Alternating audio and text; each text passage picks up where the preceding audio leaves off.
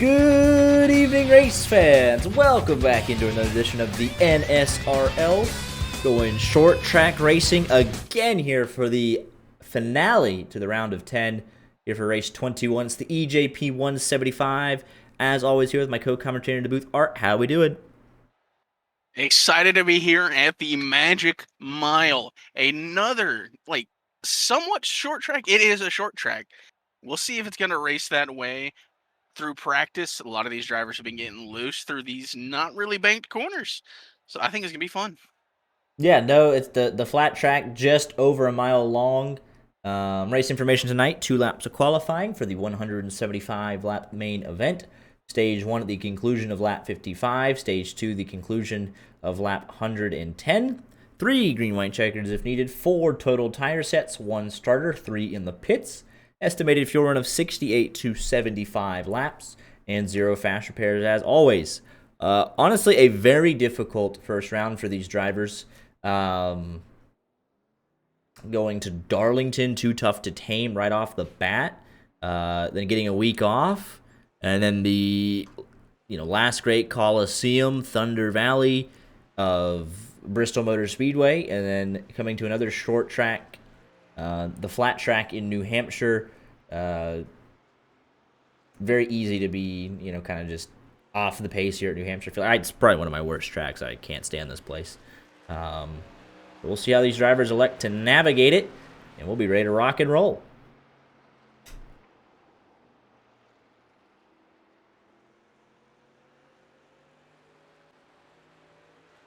Got some new overlays we're going to be rocking for everybody.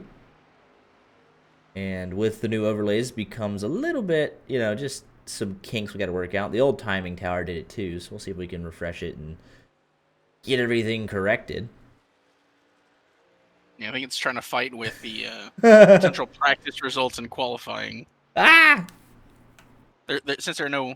Oh, wait, no, there are times coming in. 110, top of the board. Let's see here. Because I think it's... Yeah, everything's live. That's fine. All right.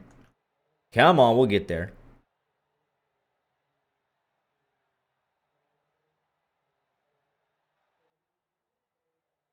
There we go. That's it in all its beauty.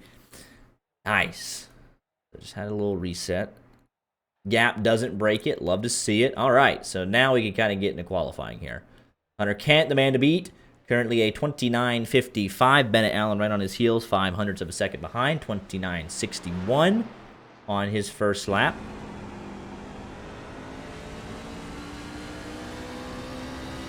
You see there, shifting. Coming to 4th gear across the line. Second lap, 29.56. It's 0.18 of a second. Nick Hansen in the 99 machine. Crossing the line, and he's done a couple of pop-up starts, I believe, in the 99 truck. Let's go ahead and fix his number while we're at it. He hasn't been here in a while. It fell off the face of the planet there for just a second.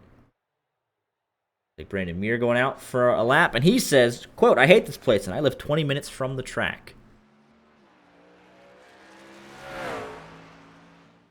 So there you have it.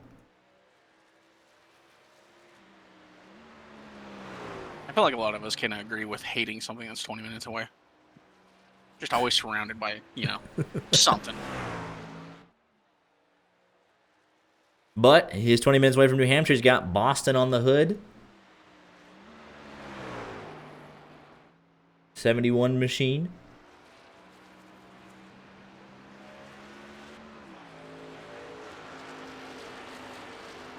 I'm going to complete the first lap. Red Sox all over it.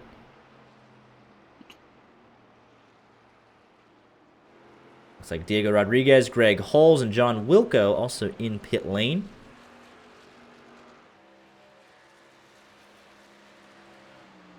First lap for Mir puts him 11th quickest.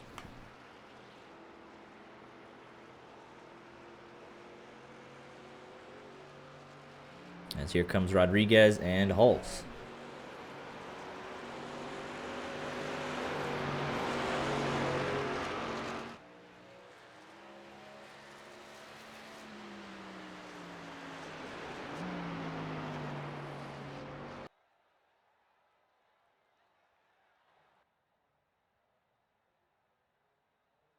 And let's see, that should fix Nick Hansen's number, hopefully, for him.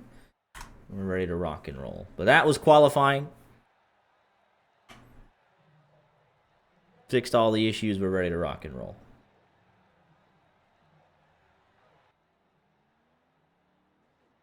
We'll show you the qualifying results since we were kind of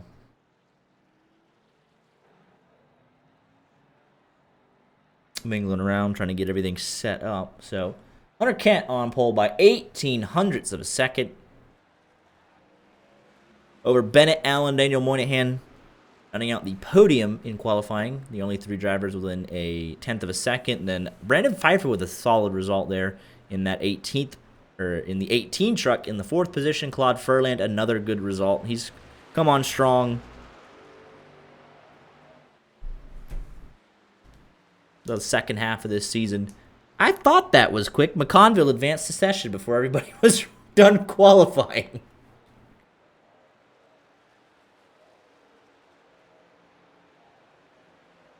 I said, I know I was tinkering with things, but I didn't think that was 10 minutes.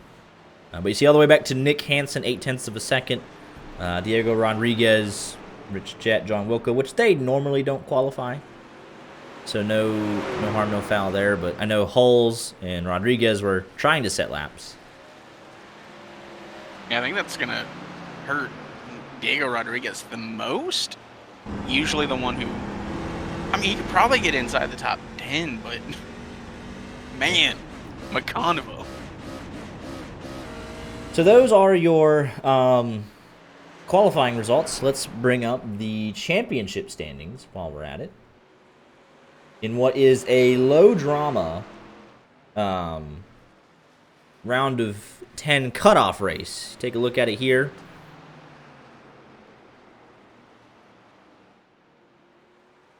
Hunter Kent retaking the lead after Tommy Gossett was taken out last week by Jeremy Paris.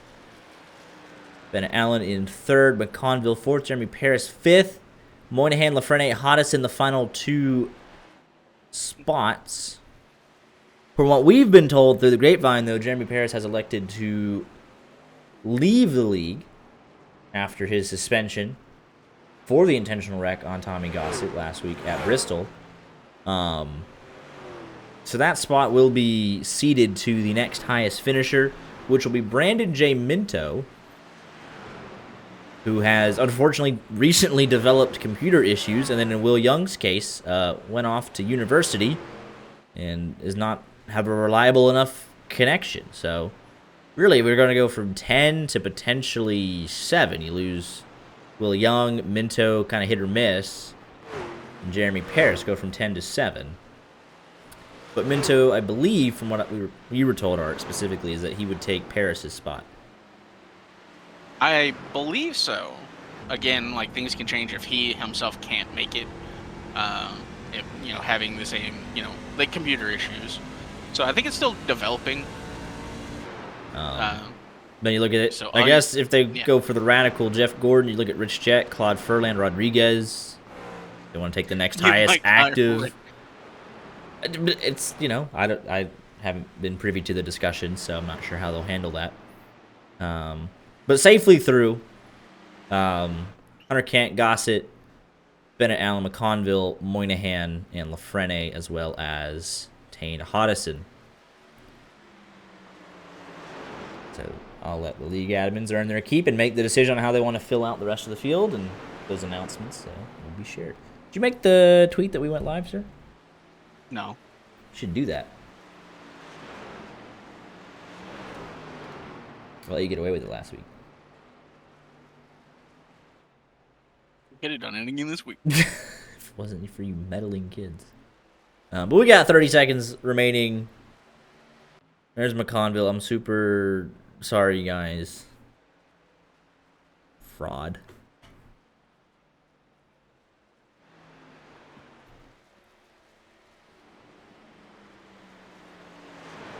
But the good news with the warm-up, it does allow everybody, if you're out doing something, you did have a little bit of warm-up to, I guess, get back to your computer. Yeah, so Tommy Gossett not here, but he is locked into the next round. So that's the benefit of the win.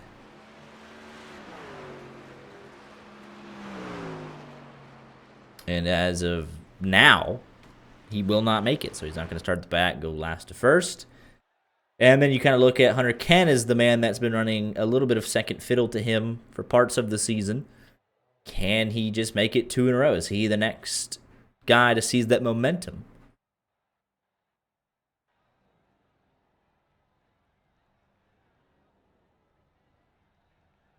We were talking about it right before we went live. The gap to Tommy Gossett and Hunter Kent was not that large, but over, a full-length truck race, coming a couple seconds behind. The gap to Hunter Kent and then whoever is second best to him is almost nothing.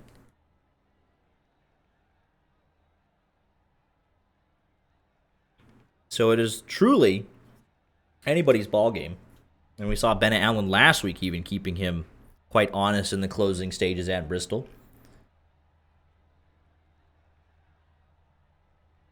Got 21 trucks, Brandon Meir. The one not gridded up yet.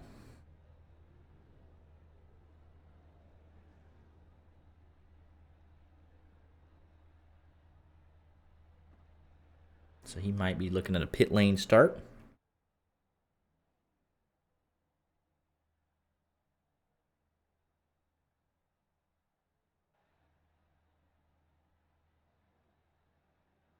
Art, your picks to win tonight. Picks? Pick. Plural? Well, Oh, our picks to plural. win. It's not going to be Mike McConville.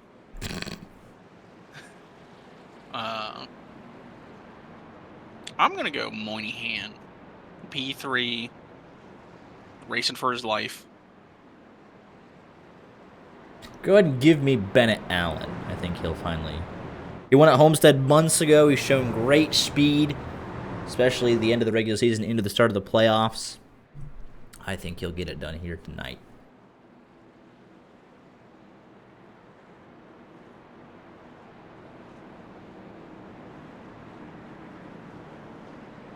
Might make my pick for biggest mover as Diego Rodriguez, because I doubt they're going to finish in 16th. Yeah, but your race analysis tonight, we kind of briefly touched about it, but this is another new part of the overlay that I want to show off. 175 laps, both stages of 55 laps. Final sprint to the finish of 65 laps. And it all starts right now. Green flag in the air. Brandon Meir was able to make it. He will start from pit road. Should he go a lap down, he'll be the only one. Initially. A good start for Hunter Kent. They'll be side by side for second into turn number 3. Allen sending it in on the high side. Here comes Pfeiffer. Looking at the battling just ahead of him.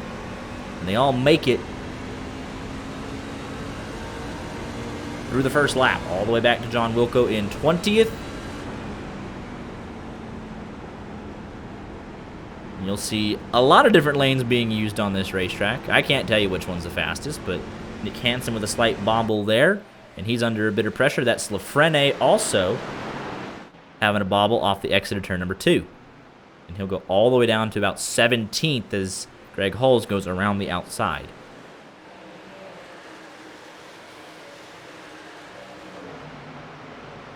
In my very little experience of racing this track with a couple of guys that we knew who, took it very seriously, the best way to exit 2 was down by the blue cone.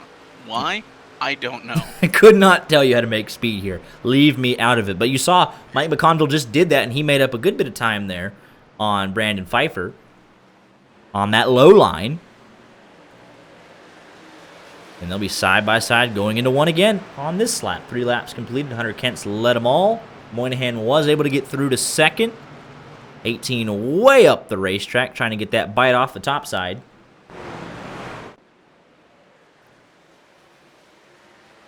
And it looks like he was able to. He's now got a half a truck length back ahead. McConville still fighting hard on the bottom. It's Moynihan quickest lap of the race, 29.94. Hunter Kent still battling. Go further back. Here's Aaron Mack in the 31, battling away Oh, that's going to be contact with Logan Giesbrecht into the wall for that 39. Big right front damage, I'm sure. And he is still up by the fence on what I'm sure is a broken toe link.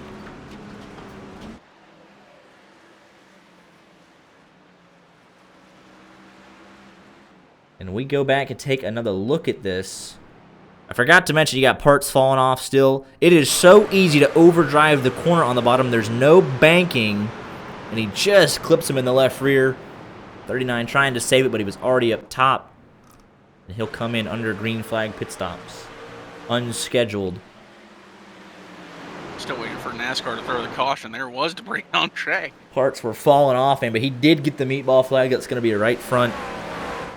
I guess, do they even have toe links? I honestly couldn't tell you in the trucks. It's been just whatever. But suspension damage for sure. Something broke. Steering knocked on the steer. Yeah, that right front, like, he could not. Right front's dead. That's all you need to know. As McConville and Pfeiffer still going at it. They've been side by side for a while now. The opening 6 laps, it seemed McConville trying to slide job. Getting those, he's on the apron. Yeah, got those left sides below the apron. But Pfeiffer just gets the run off the top side. And look, he's going to go all the way down to the bottom. Pfeiffer all the way up to the top groove. And they'll just meet in the middle. And they exit turn number 2. Even Steven. Slight advantage ahead. McConville gets it back. On corner. Actually, look, they're on complete opposite sides of the racetrack. McConville has a bigger advantage, and he finally gets it done. I think Pfeiffer, he got up next to the wall. He just had to back out of it a little bit, but McConville, hard-earned battle up there into the 4th position.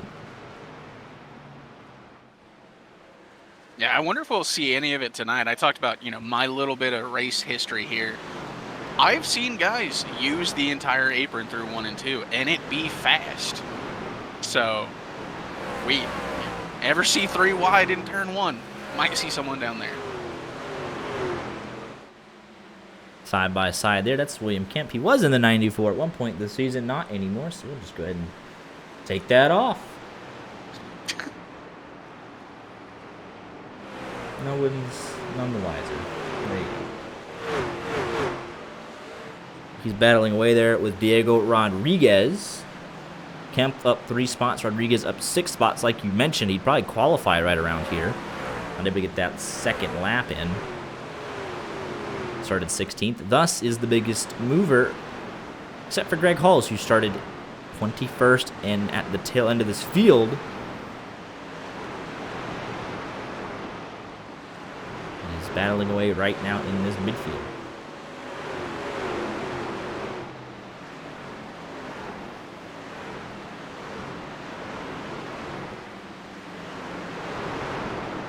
Yeah, loving the new overlays that you see there. You can tell we got the driver box on the right who we're on board with or who we're focusing on.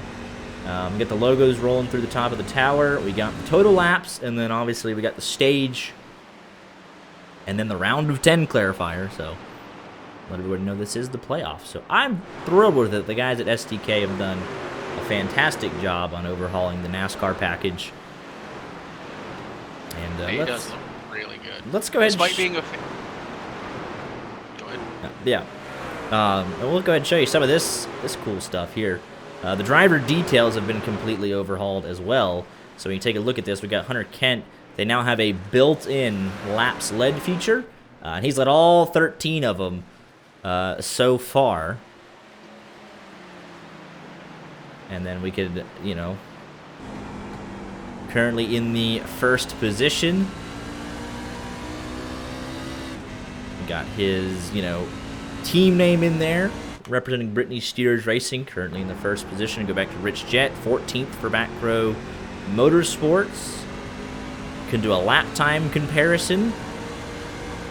Last lap for Rich Jett, a 30.9 to 30.5 for your race leader. Obviously, mired back in traffic is going to have a big thing to do with that. What else can we show? His fastest lap of the race. Average speed of 121 miles an hour, 30.5. Picked up a spot into 13th. So live updates there.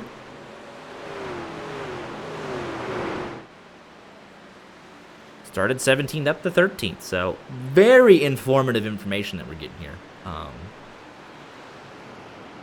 So I'm thrilled with it.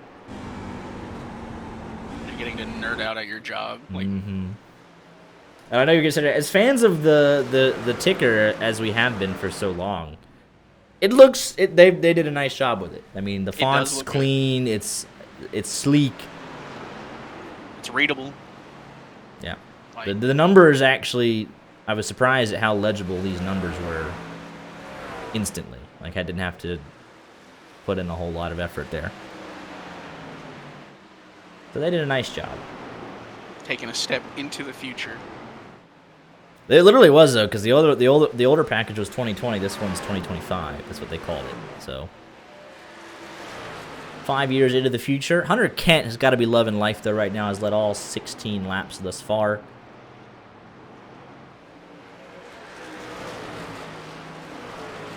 Bennett Allen knows he's been, like I said, it was kind of how we saw it at Bristol last week.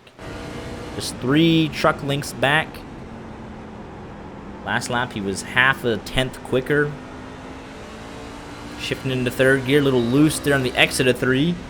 Might lose a little bit of time there.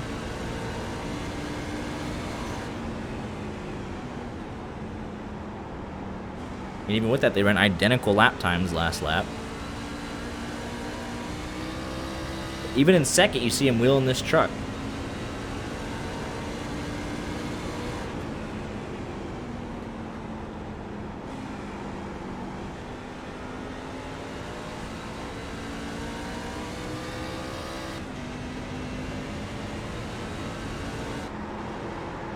William Kempfier still battling away. Sylvain Joly in the 08 is in the 8th position, at least trying to defend it. Diego Rodriguez has broken away from 11th on back, so this is a 3-way fight for 8th. Then up ahead, Hodison and Claude Furlan going at it. Battles all the way through the back. That's Travis Minto, so the brother not having as many technical issues, so he's able to win here. Made his debut at Darlington, has made every race since then. Steve Herring takes that spot away up to 18th. There's John Wilco. Kind of leading that trio just a bit. Yeah. I want to go back to Travis Minto because they are brothers, and I would assume that maybe they live either near each other or with each other, like a lot of brothers. Could be, different housing situations with, ages and all that. But at that point, I would still go over and take my brother's computer. I don't like how far it is. Like, you would not be racing in this league. I would be. It's like, yeah, hey man, you're not gonna make your part-time starts now. I'm gonna get my playoff starts in. Yeah. Like, so that is very surprising. So obviously, that's not an option, or else. Yeah, they could. I mean, they could be on opposite side of the country. You never know.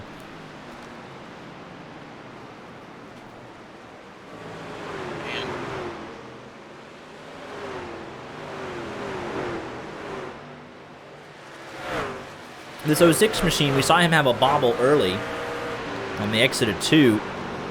He went all the way back to 17th. Now he's worked his way back up to 13th. Just got around Chris Claude on the previous lap, and 10 with a little bit of a tank slapper nearly on the exit of 2. To worry about, we're only on lap 22 of 55 in the stage. How will those tires hold up? He's had to, push to get back to where he is. I'm honestly surprised. Well, I guess I'm not at the same time. It's because I would be somebody at New Hampshire that's slow. But it's kind of everybody, though. There's a lot of just spacing. Even between the guys that are normally contenders. Like Mike McConville's already 4 seconds back. We say it's a short track, but it's 30-second lap time. It's interesting, honestly.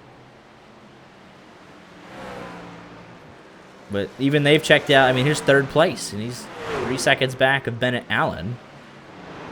Oh, that's going to be contact. Same place. Aaron Mack just having trouble getting that truck woed down. A little loose there off of 2. Hansen regains the position. This is the battle for 15th. And after that contact, Aaron Mack was battling away inside the top 10. It puts Logan Giesbrecht out of the race for all intents and purposes. He's got damage and he's battling away outside the top 15. So an early mistake that he'll want to have back. It wasn't the most egregious thing we've ever seen, but it was just enough.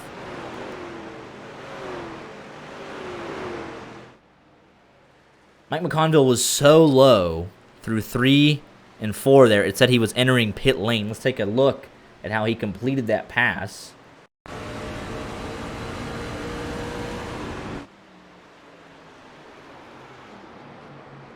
Just a lap before. Moynihan gets the run off the top side. They're about even, but look at how he completes it. Just sails it off into turn number 3. All 4 tires below the apron. Kind of like a late apex there. It said he was committed to pit road there.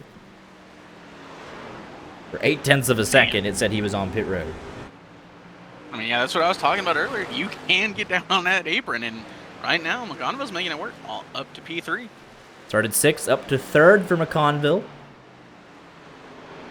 Up into the podium places. And here's Claude Furland and Pfeiffer battling away for 6th. And William Kempf right there as well as the midfield starts to close back up. Kind of the accordion effect that we're so used to seeing. Rodriguez and Sylvain Joly.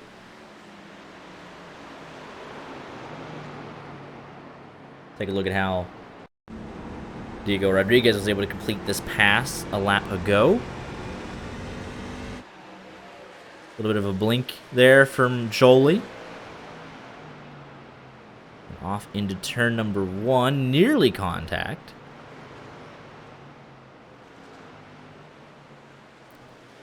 So work off turn number 2.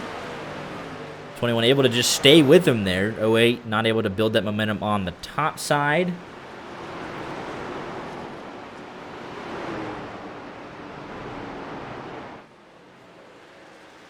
And 08 just got tight off of turn number 4.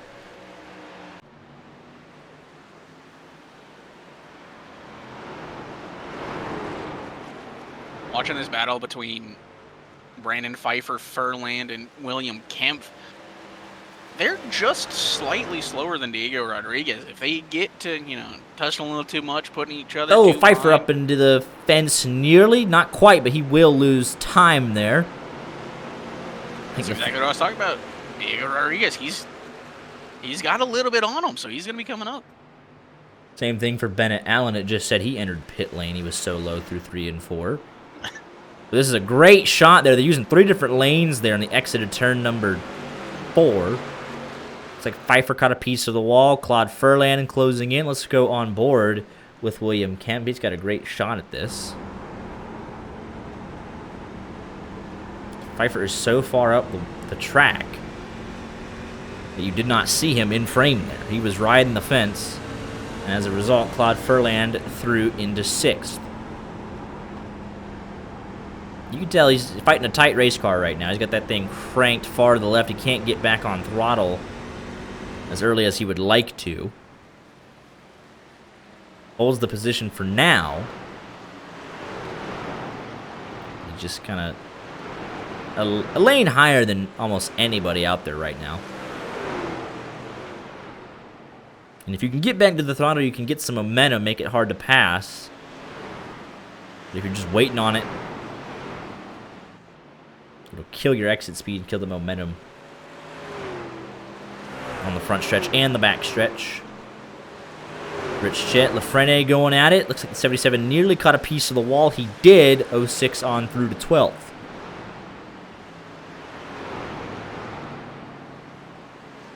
I don't really want to harp on this too much, but with just how Diego Rodriguez is moving up through this field and could very likely get up to P6, and he's had speed to potentially match Hodison. Oh wait, way up the track there, sorry. if he was able to qualify, like where he might have finished in like the first stage. Obviously, things will get reset during the stages, but I mean, just the ability to get stage points, make yourself look good. Like we might be in the playoffs, but he's still out there, earning himself points, like, being a better driver. Yeah, he has caught the back of William Kemp. Pfeiffer doing a nice job just hanging on. You can tell Claude Furland has started to check out a little bit, so Kemp will want to make this pass as soon as possible. Or Diego Rodriguez might get them both. You see here coming 21 laps to go in the stage. 20 trucks on the lead lap. Logan Giesbrecht still on pit road. A shame for him. He started 7th. The contact with Aaron Mack has put him on pit road for some lengthy repairs. Up to 15 minutes as it stands.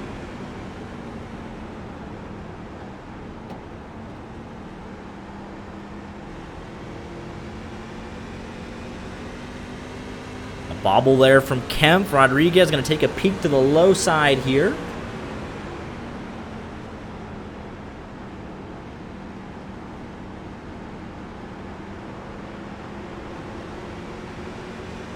Picked up his best finish of the season last week, his first podium in all the chaos that was Bristol. So he's really picked up the pace here ever since the start of really midsummer. 13th, 13th, 13th, 13th. So we love that finishing position. Then 5th to kick off the playoffs, and then 3rd last week. So he has started to find his momentum here a little bit. Fuel runs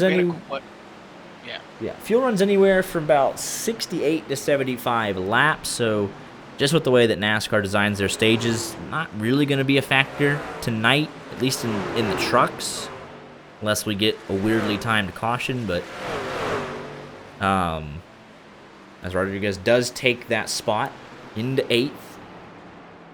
And then the tire fall off is about 1.3 seconds. 1.1 to 1.3. Your race leader 29.9 to a 30.8. So that was about 9/10 for him. Well, he picked it up that lap. His 36 and 37 was in the 31s. But Bennett Allen, his best lap a 30 flat. His last lap a 31.3, so 1.3 seconds of fall off there. Even greater fall off from Moynihan, who's sitting at a 2.5 right now. Anywhere in that range, 1.1 to 1.5, which is a lot at a track that's a mile long. Man, how well you can manage your tires. We see it. Moynihan, his is definitely fallen off. Last 4 laps, 31.4s, 31.5, 31.4. 18 caught a piece of the wall there. William Kemp taking evasive maneuvers. But Pfeiffer still hanging on. He'd love to probably make some adjustments on that truck. Rodriguez is through. Kemp is through. Pfeiffer back to 9th, trying to hang on to some stage points here. He's got 2 in the bag as it stands, but Lafreniere closing in as well. That's the battle for 9th. Now Pfeiffer looking to the low side of the track, trying to try a different technique maybe. Lafreniere with a slide off of 4. Rich Jets worked his way up to 11th. Craig Hulls from last to 12th.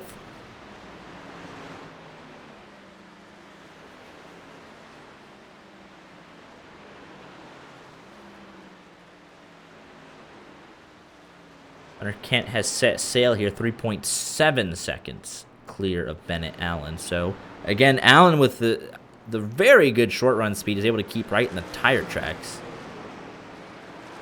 2/10 a lap now in favor of Hunter Kent per lap. You take a look at it.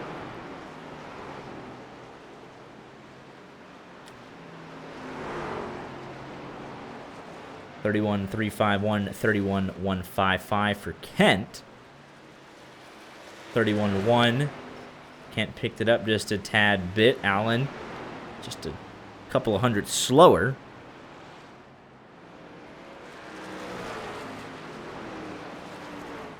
As everything's spread out now, as Pfeiffer will lose that spot to Lafreniere. It looks like on the entry to 1. He'll slide way up the track. Lafrene clear. Here comes Rich Jet. We don't really mention his name a lot in terms of stage points in stage 1. Normally likes to bide his time.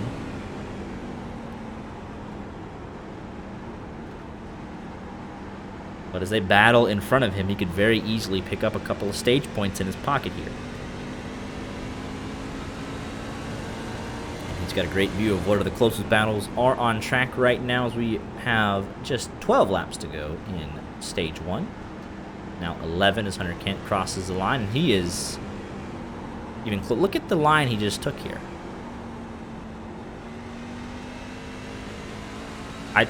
That's New Hampshire, I suppose. Again, I said it. I don't know.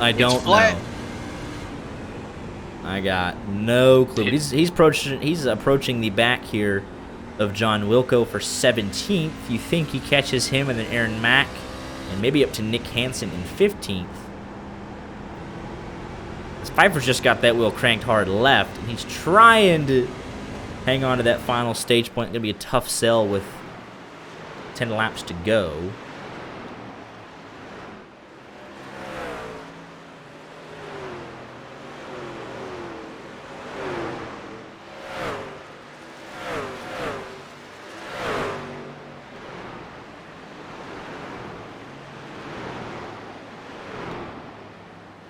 Jet. It's all on corner exit. Pfeiffer can't throttle up. Doesn't want to smack the fence. Loses a lot of time on corner exit. Rich Jet got a little loose there underneath him.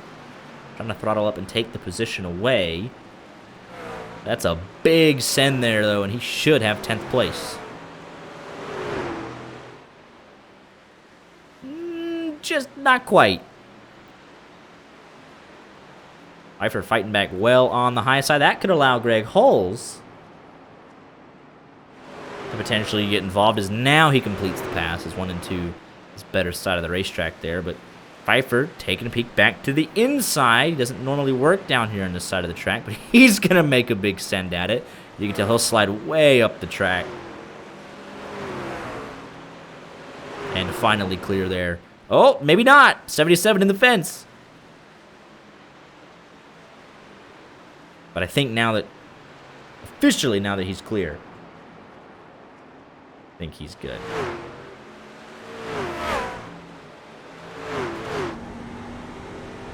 So he did get John Wilco. He did get Aaron Mack. Next up is Nick Hansen and Sylvain Joly. He is picking him up, putting him down. Big dive there into turn number 3. I don't know how that's quick, because normally it's, oh, if you can get on the high side, keep him pinched down on the bottom, you'll carry the momentum, but the momentum is on the bottom side of the racetrack there. But the momentum is not even on the racetrack. It's just, right now. I don't know. I mean, look at the line he's taking. I don't know, and he's gaining hand over fist for some of these guys. Yes, I know he's got a good piece tonight, but still, logically doesn't make sense. Just a huge dive there, and he's through.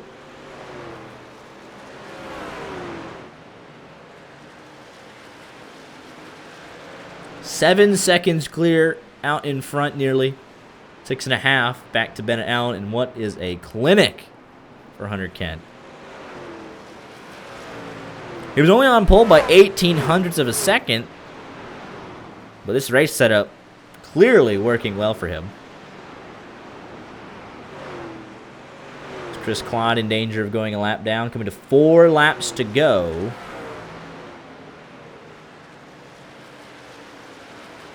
51 laps completed, 4 to go. And the way that it's going, Chris Claude most likely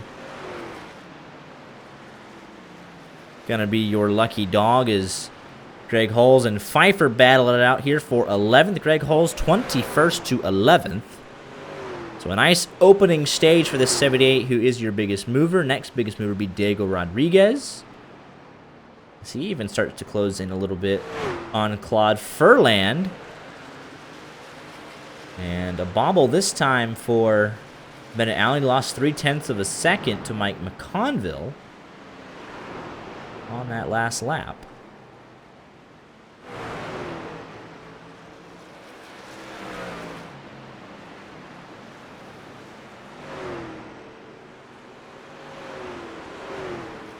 2 laps to go. Side by side at the line. Hunter Kent clear. Pfeiffer, we know his truck's starting to fall off just a little bit. You can see Hunter Kent in his rearview mirror. He's got to go a lap and a half if he wants to stay on the lead lap. If he's got anything left, now would be the time to show it. Love to be the last car on the lead lap pit. Not have to get the lucky dog to start at the tail end, but Chris Claude fighting back on the inside there.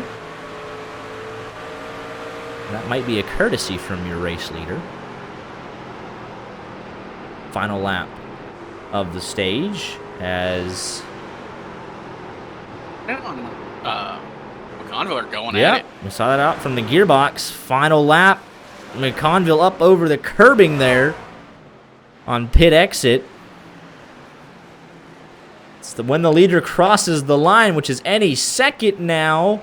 Claude stays on the lead lap. Here it comes. Mike McConville. And there's the caution in.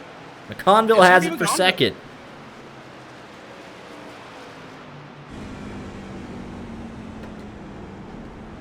So honestly, what a stage. +4 for McConville. No cautions.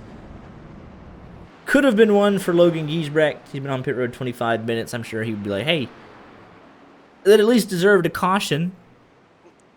But not that would have changed anything for him. Chris Claude going to be your lucky dog in the 13th position.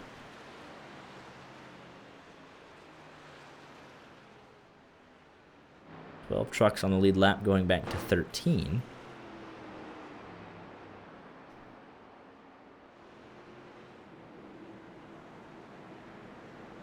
And you imagine here comes everybody.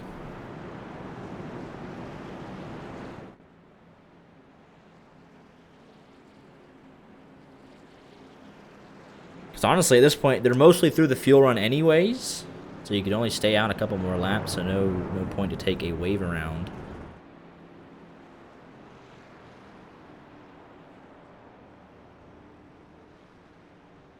Four tires and Sunoco Racing fuel for everybody. Pfeiffer makes it in. Left side's going on for Hunter Kent. And here comes everybody down the exit of pit road. It's going to be Hunter Kent. Then Mike McConville, Brandon Mears, Sylvain Joly, Moynihan, Allen, Hansen, Hodison, Minto, Rodriguez, Furland, Lafrene, Herring, so on and so forth. I think Pfeiffer's probably working on some adjustments here, I'd say. Fine, possibly. Let's see if we can do this.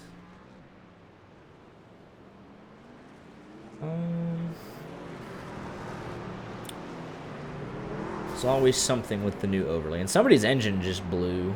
We're assuming it was Giesbrecht? Yeah, and there's the puff of smoke. Pfeiffer leaves the scene of the crime. Yeah, and there it is. So he was already out, but now he's mega out. So yeah.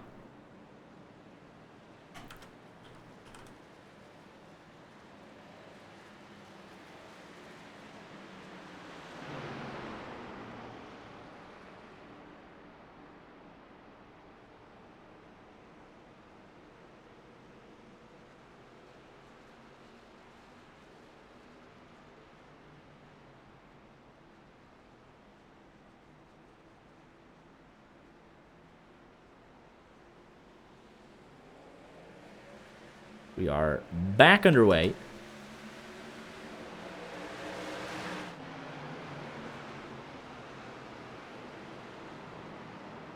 And Mike McConville. Ooh, around goes Moynihan.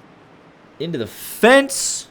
First caution, actual caution of the evening. And that's going to be signed by with Tane Hodison. He looks like just slid up into his lane. That was just a slow spin on cold tires. Not able to catch it. Should be No harm, no foul. Doesn't look like any significant damage. Ruined a set of tires potentially, but the bigger picture still in this race. Yeah, Hodgson just gonna slide up there a tiny bit. McConville's looking to sail through on the outside. Let's go on board with Tane Hodgson.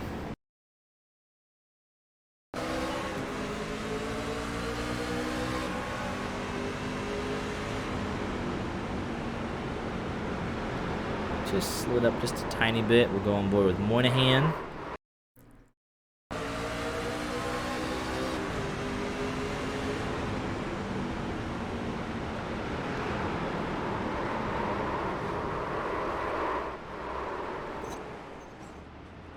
Looked all square at the back, so shouldn't be anything too severe. Let's see what we can do here. Get the pit lane counter at the bottom and put it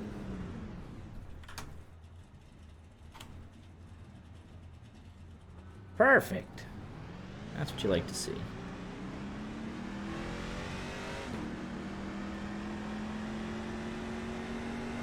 And you notice on the tower too, once we're under yellow, the top and bottom portions will change to display the flag. For the status of this race, I would say.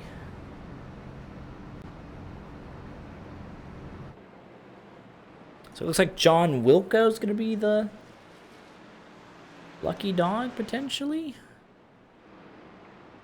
So he's catching back up to this field. Lights are off on top of the pace car. Got the overlay fixed up a little bit. We're ready to go. Nick Hansen, Sylvain Joly, Travis Minto, Steve Herring, all one lap down. Going to be battling for the lucky dog. Should there be another quick caution?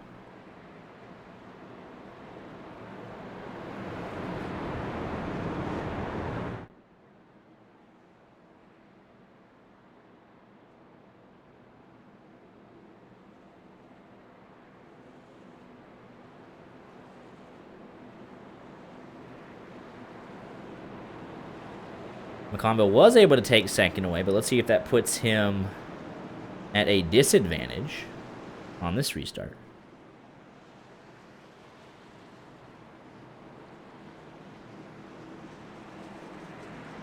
Pace car is off. Through the restart zone we go. Back underway. Great start for Hunter Kent, Bennett Allen.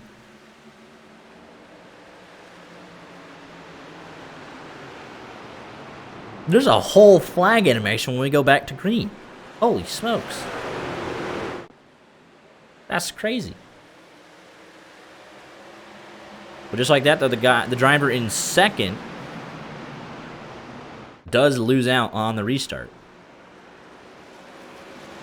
More like back here where we're 3 Yeah, wide, that's a mess. Nearly 4, maybe 5, I don't know.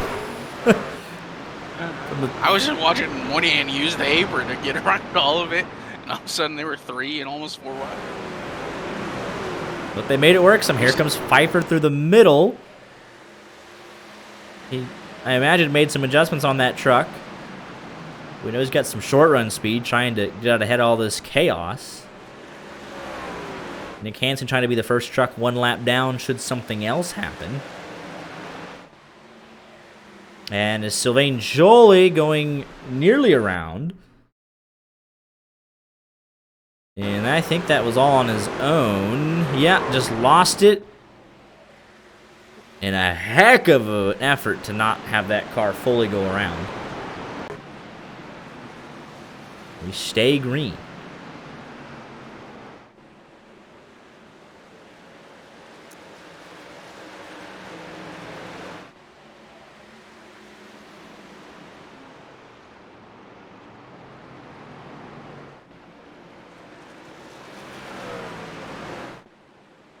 Take a look at Hunter Kent.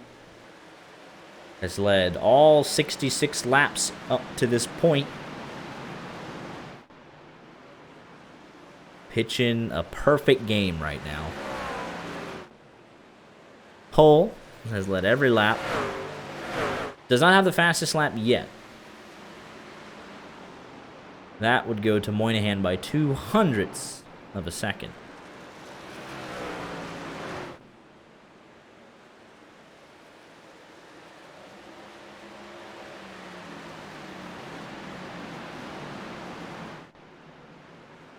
As everybody's bunched back together on the restart, though. Look at Diego Rodriguez trying to poke his nose in there and make it 3 wide. Nearly able to do so. And Rich Jett loose off of 4. He'll save it. William Kemp, heart in mouth moment there, I'm sure.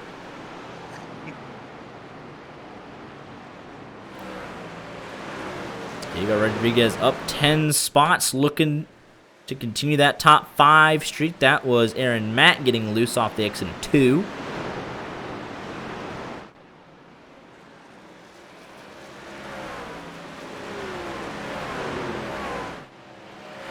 Frene pounds the outside wall, leaving turn 4.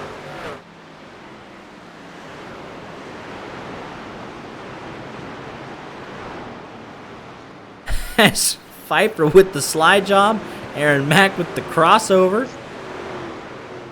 Takes 12th back just as quick as he lost it. Going at it.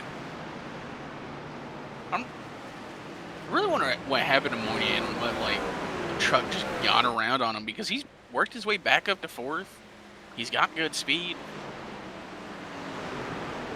Man. He just got his tires up to temperature quicker, that's all. Just with the little half slide. Said, I'll do it, and I'll keep going. Battle for second, though, brewing is McConville closing in. He was actually, Moynihan, to your point, was the second quickest man on the racetrack last lap, and he does have the quickest lap overall in this race.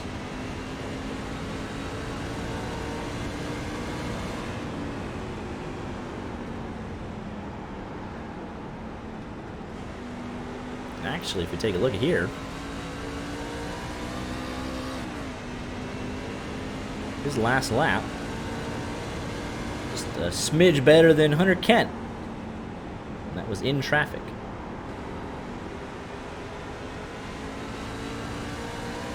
Let's see what it'll be when he crosses the line this time.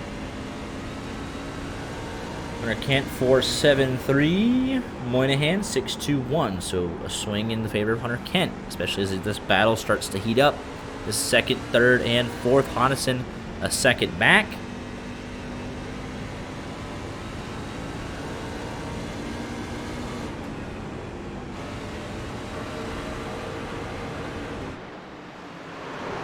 Here we have Nick Hansen, Pfeiffer, and Aaron Mack all going at it. This is 13th, 12th, and then we got Nick Hansen to be the first truck 1 lap down. And even behind that, Wilco, Meir, Sylvain Jolie, Chris Claude, Steve Herring all back there going at it.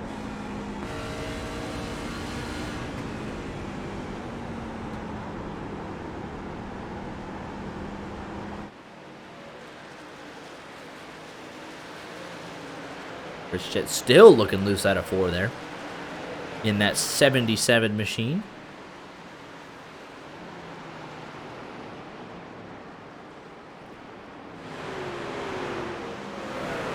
It's curious that you see all these guys kind of run in the middle a little bit, but then you see Hunter Kent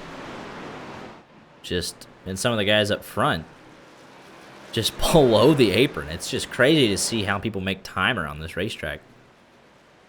I mean, it's definitely going to be a comfort thing and or a tire wear management thing.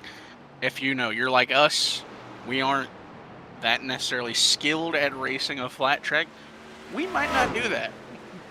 As you see there, Hunter Kent was below the apron through the majority of 1 and 2, and then Bennett Allen was up in that 3rd grooving. And some guys will take the first lane. Even in 3 and 4, it's different. You see Allen through the middle, I guess is what you call it, and then Moynihan started to make up time again on the apron. He was able to get around McConville up into the podium places and now putting pressure on Bennett Allen. Comfortably the second quickest truck on the racetrack. And it could also be how the trucks are set up. I mean, we know if it's an open setup lead, I would assume if Bennett Allen thought going down there and trying to run that line would make him faster, he would have done it by now. Because he's seen the leaders do it, and he knows, hey, that's how Yeah. Moynihan is putting pressure on me. But if that's not where your truck is set up to work, if you can't run the bottom, you're not going to run the bottom. I mean, yeah, he's made it to, he was in second, finished second in the stage, I think. No, he got beat at the line because of McConneville. Because McConneville was going up under him. But that was also 55 laps through the stage. This has been just, they've gotten aggressive early on the, fresher tires going down there. Moynihan nearly had it. You think he should have a decent chance down into one. He's got half a car length ahead. Allen will send it in way on the top side. Moynihan underneath the apron for the entirety of it. Looking like he's leaving pit road. He will take that spot. Allen not able to do the crossover. He's not even a he's committed to really it. Get down there. Moynihan's committed to his line, and Well,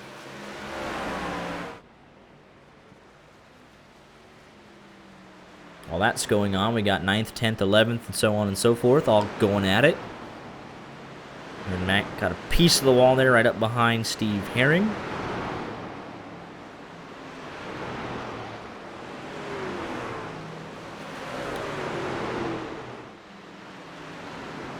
Perland, Kempf, Jet, Hulls.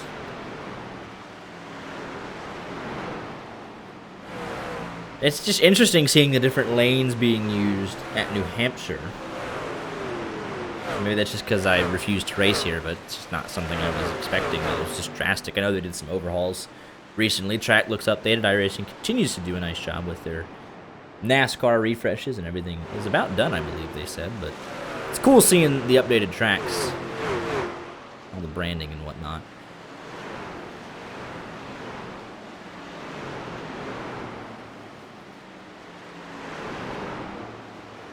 you need to get back into racing. Provide more insight. Like, actually, they're struggling. It's terrible. Not Hunter Kent though. 3 seconds out in front. He can just back it down a little bit. You got tenths in hand right now, and he is just the quickest truck on the racetrack. And we'll just mention it just because, I mean, you see this, he's got 3.1 seconds back to Moynihan. And then Tommy Gossett would have 3 seconds on Hunter Kent when he would show up some weeks. So it's like just how quick some guys are is truly, truly impressive.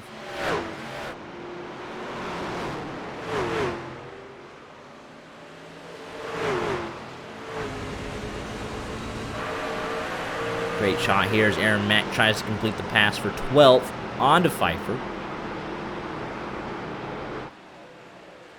99 machine and Nick Hansen still battling away for the lucky dog, but he's going to need a caution because he's getting slowed up by traffic. And Hunter Kent's got the clean air and it's just flying out there, so you don't want to be stuck 1 lap down, being the lucky dog the entire time, and then before stage end, you're 2 laps down.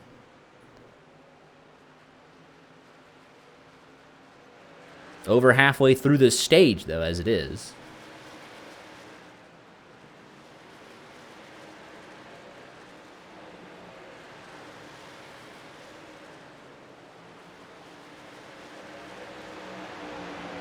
Nearly at the halfway point of this race.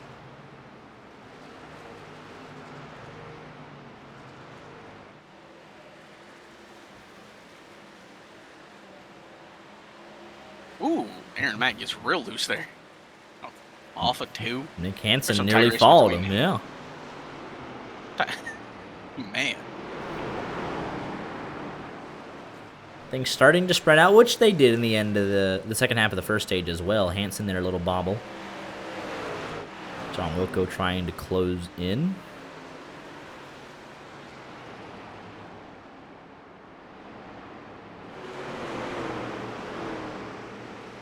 He's got the New Hampshire road safety paint scheme this week.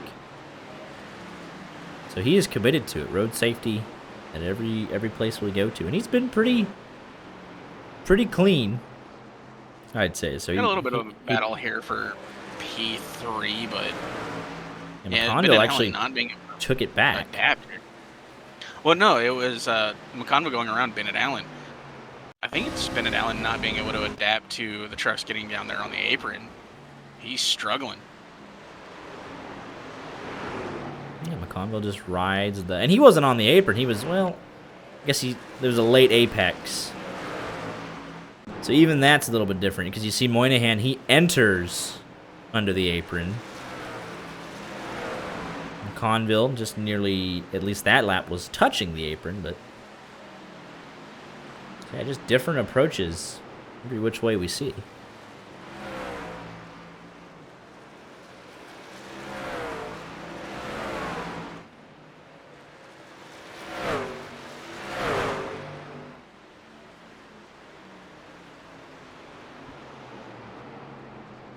.23 laps to go in this stage.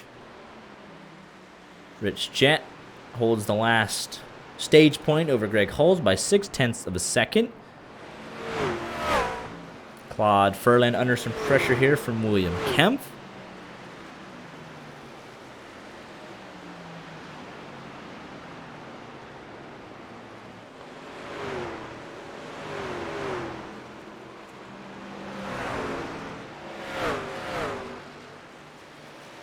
Aaron Mac Pfeiffer still going at it further behind, and Nick Hansen hang on to it.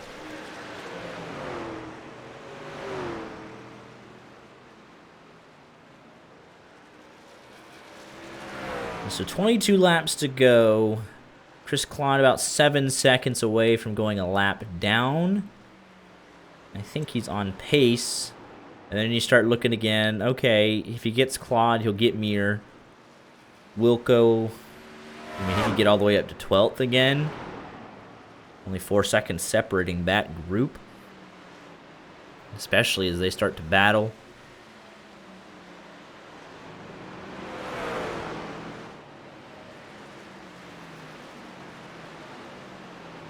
I feel like this is typical I feel like this has to be typical New Hampshire, though.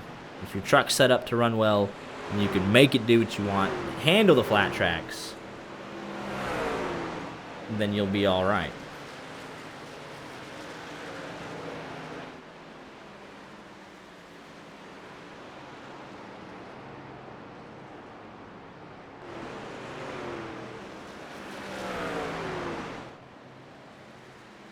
But this is Hunter Kent's night as it stands, about 5 seconds out in front nearly over Moynihan.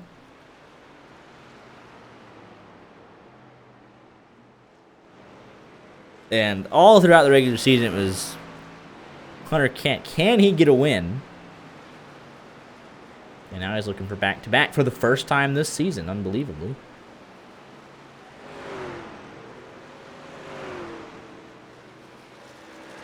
Taking a look at his stats this year. For Hunter Kent, he started every single race. Tonight, his 21st start, he has picked up 2 wins, 12 top 5s, and 15 top 10s in the first 20 races.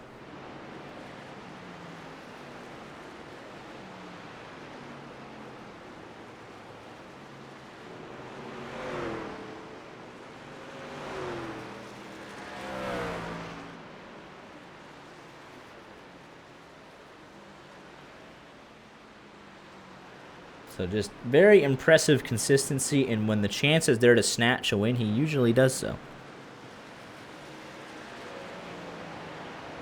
William Kemp working that wheel there on the bottom. Do you think this will work as like a confidence booster or a potential like trap game? You know, last week Tommy Gossett got taken out, and you know it was handed to him. This week there is no Tommy Gossett. That's been his biggest rival. That's been the big dog on the block.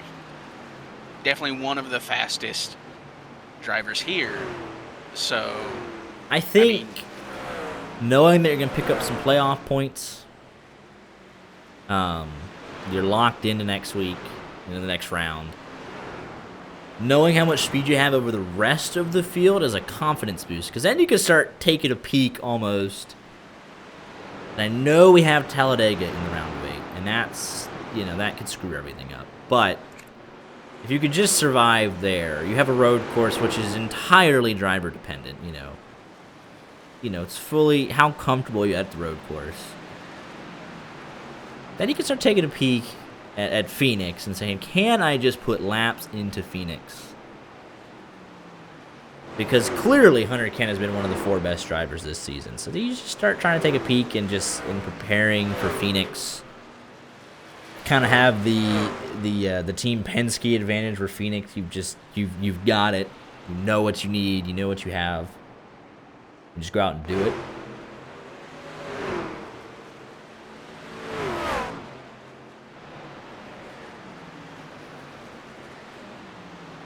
So I think it's a confidence boost. Yeah. I mean, time will tell. Obviously, you still gotta perform next week. Yeah, and you the week after. gotta get. I mean, it's a road course. If you get taken out by somebody under braking on the first lap, first corner, and then you get a wreck at Talladega, then you're almost must win. And then, assuming Tommy Gossett is back for the round of 8, and he says, "Hey, that's a must win," and I don't want you to compete with me at Phoenix, so I'm gonna do everything I can to win that race.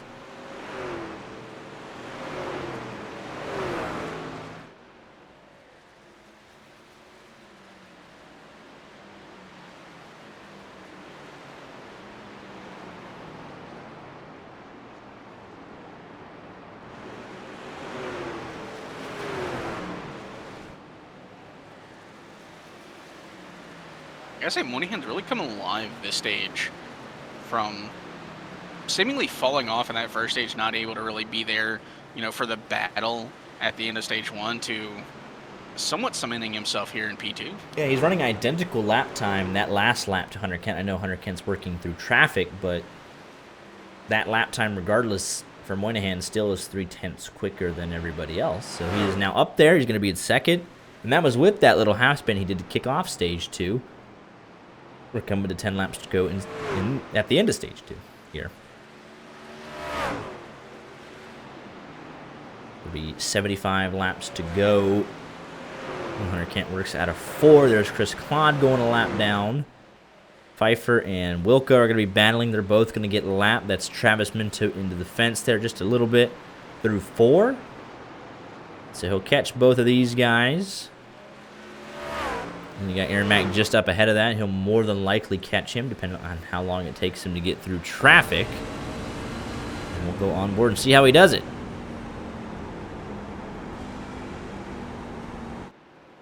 If you're able to run so much slower than everybody else and get back to the throttle, then traffic not really a big issue, as he made it through wide and he sailed on by 2 trucks a lap down on the front stretch alone. 13 trucks on the lead lap. Sylvain Joly has towed to pit road, and it doesn't look like anything happened.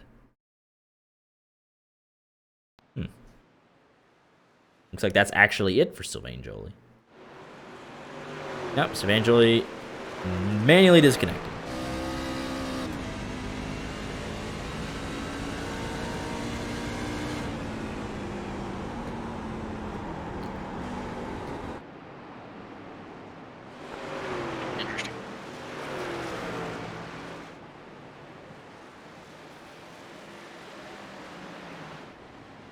William Kemp, he's still working on Claude Furlan. And that's allowed Rich Jett to close the picture ever so slightly. These guys are going at it for the 8th position.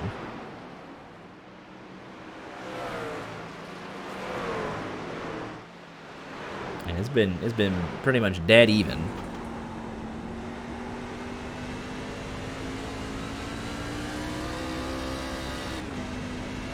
He's got a little bit up the road to catch both Mir and Mack, but they are battling. And John Wilco looks like he's had an issue off the exit of turn number 2. And a harmless self-spin. Surprising no caution from iRacing, but back end just came around on him. And a thunk of the inside wall. He'll get back going. Surprised that was no caution because he was spinning out on the racing surface. Eventually ended up underneath it, but And it's not like, I mean, it is pretty wide for the truck series, but still, it's... yeah, that really should have been a caution.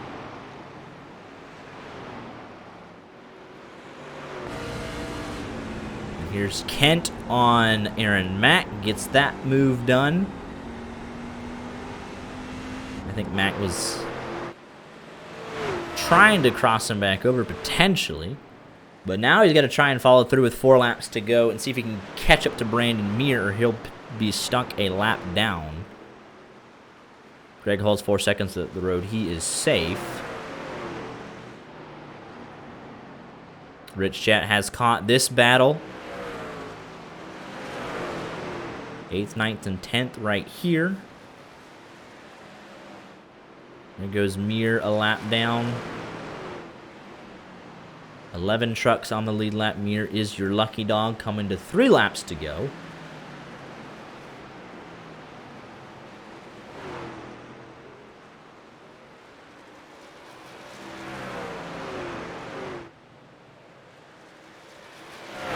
Aaron Mack 0.7 of a second back.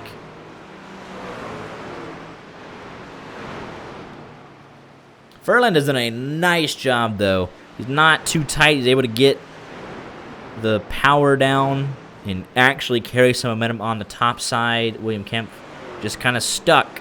Can get even, maybe even slightly ahead. But Furland usually ends up with a position back down the front stretch. Remember, 2 laps to go in stage 2.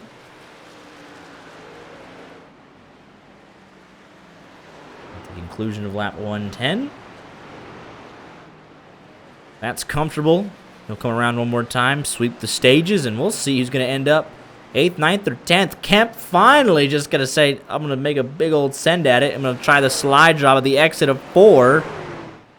You were clear up. You had it. And he's able to get through. Can he hold it? Rich Jet now looking. He's going to get stage points in both stages as well. Here comes Hunter Kent. Complete the final lap out of turn number 2. 7 seconds clear of Daniel Moynihan.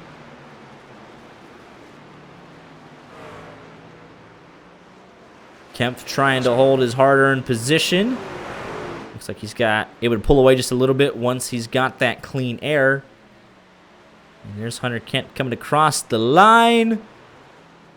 Caution. We had someone request to crank it up, so we'll have to do that, you know, once we go green. Hear them loud and proud. Yeah. Yeah, we'll get it on the restart, definitely.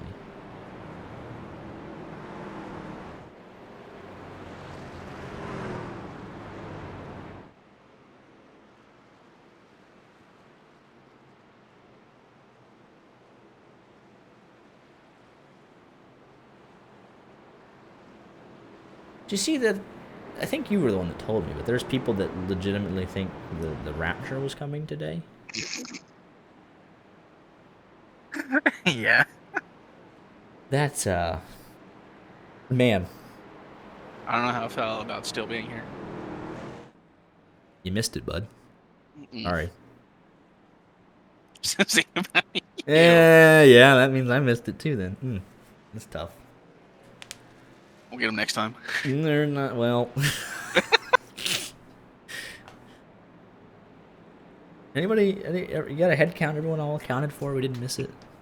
Hope not. But yeah, there is some crazy, I mean, just social media is a bad place. But like, yep, I'm fully convinced I won't be here tomorrow. I'm going to quit my job. I'm going to sell my house, sell my car. Which is weird for 2 reasons. If you're not, like, why sell it? You're not Honestly, gonna, like, you're not gonna, you know. You don't need the money. You don't need the money if you're not gonna be here.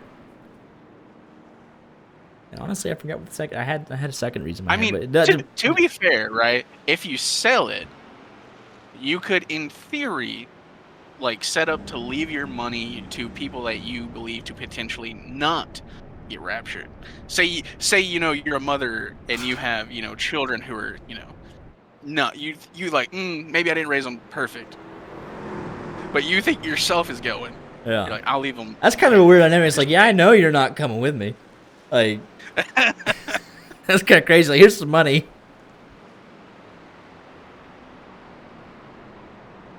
Man. Look at that. We're under our third. It even says third caution. I'm finding out stuff live, man. This is cool. Overlays on top, man. Let's go. Very cool.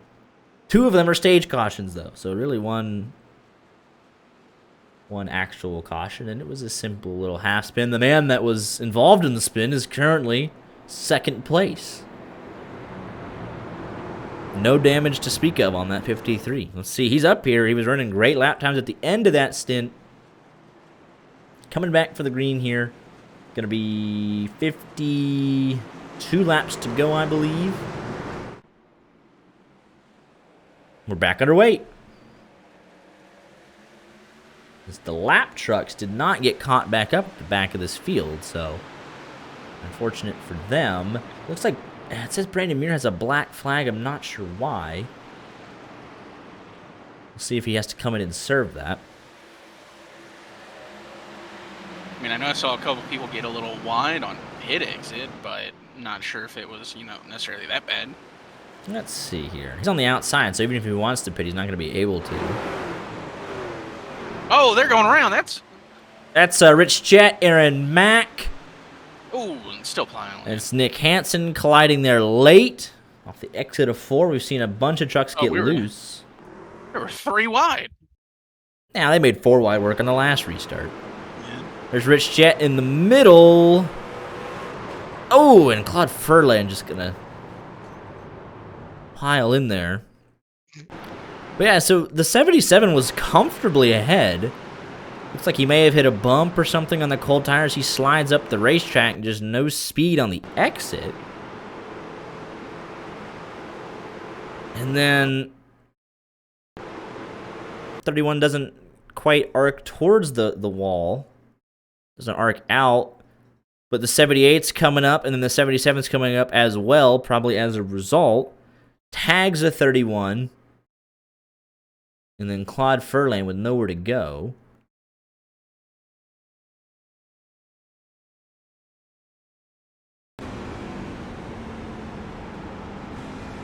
See it on board here. It definitely looks like just right there. They kind of just meet. But you don't know. Right there is when you realize something bad. Like, you don't quite know if he's going to clip him in the left rear. Still don't know it. Now you know it. It's too late. Absolutely nothing he's going to be able to do about that. And then Nick Hansen further behind.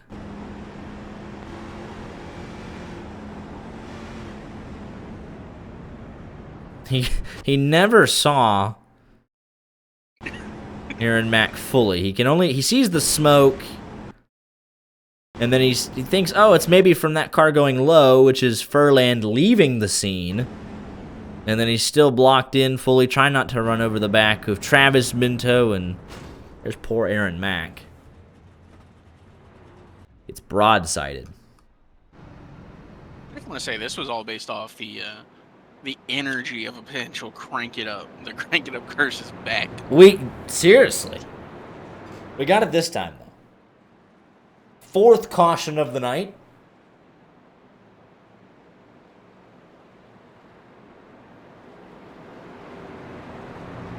Which was, I meant 62 laps to go. When I said 52, I meant 62, but we're going to click those laps off anyways. Because it goes 55, 55, 65. To get you 110 plus 65 is 175. So simple math there.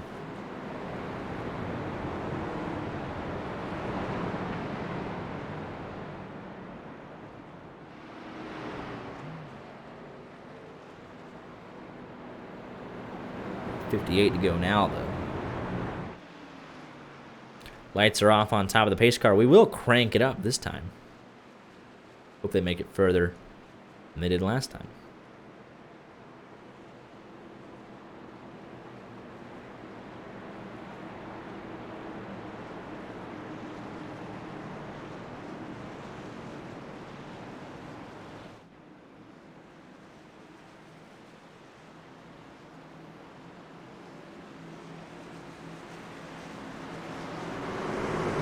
we go through the restart zone. We're back underway. Oh, that looked awkward on the restart there for Lafreniere. He's going to make it 3 wide instantly. McConville checking up on the entry to 1. We'll see. We're going to crank it up. They made it through that. Now we'll crank it up.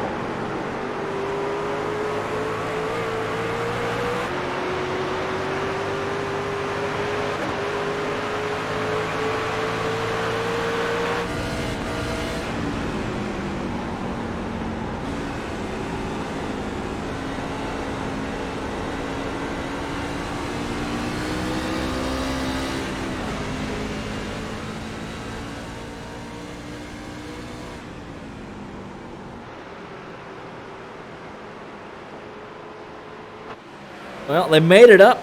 They made it that time. And it looked like a straight-up hornet's nest as everyone's trying to get what they can.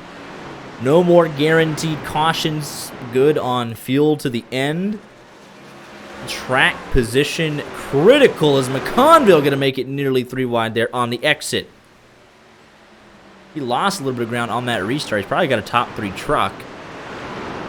But going to have to work a little bit to get back to a podium position. Diego Rodriguez continues to impress. Looking to continue his top 5 streak. And then Allen back into second where he was at the start of this race. Top 2 unchanged after 123 laps. And we've got Payne Hodison in P3.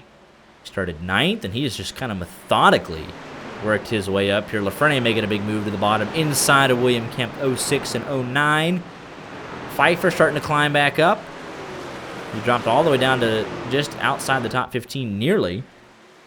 And is starting to rebound just a little bit. So some adjustments have helped that truck back into the top 10 for Pfeiffer.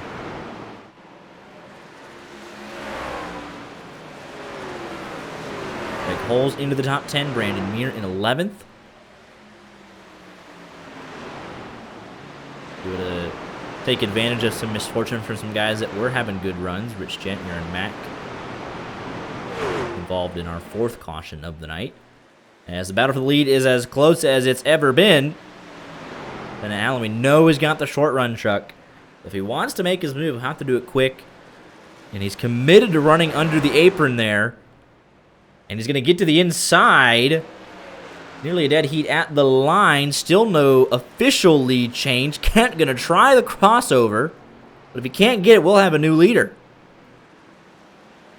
Both loose out of 2. Down the back straightaway we go. Allen with the advantage. There. Way up top for Allen. Hunter Kent trying to roll. Caution is out. Nick Hansen has crashed the exit of turn 2, and that'll end it. First lap led for somebody else. What happened back here? Oh.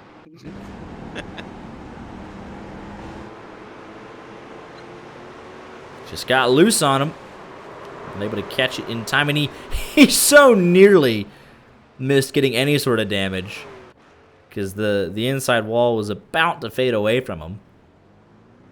But not quite.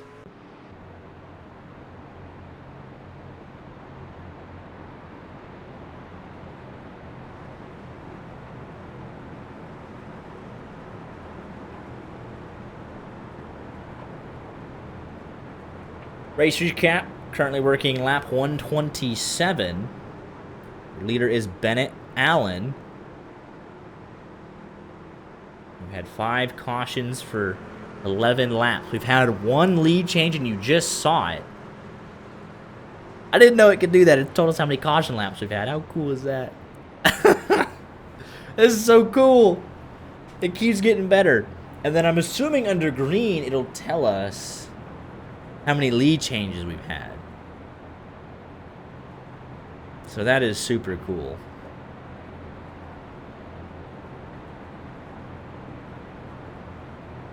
Two laps. We've done a... You go to Hunter Kent, who actually came in for tires.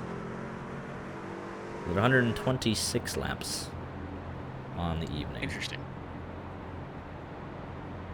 So yeah, when I'm sitting here geeking out about the overlays, we have some strategy. Moynihan and McConville also came in. Moynihan's still in. So now, hang on a minute. Why does it... You had 3 sets of tires. 4. Well, 3 3 in the pits. Why? So this... They've only had...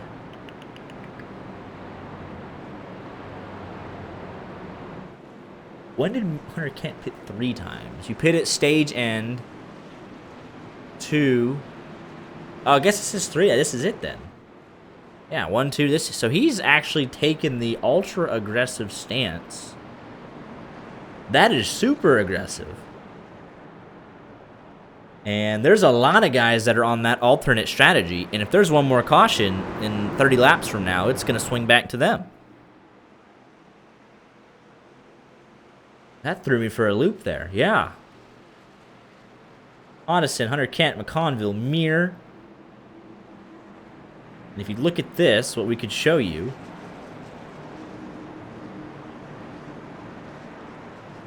On this overlay. Came in at lap 127, 15 seconds. That's a 4-tire stop. Bennett Allen last in on 111. That's a 14-second stop for 4 tires. But there's a difference in strategy now. We've split it almost roughly in half. And we're back underway. First man through on new tires is Tane Hodison, but outside of him is Hunter Kent. Who can make it through first? Who's going to get bottled up in traffic? It looks like everyone's going to get bottled up. But Tane Hodison has the inside line. He'll be able to send it. Oh, contact with Chris Claude. And here comes Moynihan. But Hunter Kent through. First man through on the tires. Up to 7th. Next comes Brandon Mir trying to take advantage. Hodison as well. There's Moynihan and McConville. Look at the guys up here now. Diego Rodriguez up to 2nd. Lafrene the 3rd. Kemp 4th. Greg Holes into the top 5. But here comes Hunter Kent on those fresh tires. And he does not want to see another caution the rest of this race.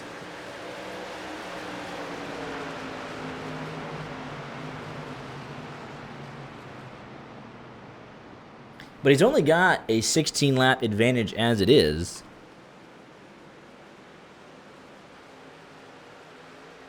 Yeah, we've seen cautions be very rare. Mm-hmm. One restart. That one came into it a little later in the run, but still. This might be a good bet, especially with the fuel. Hodison still trying to get through. There's Diego Rodriguez under pressure.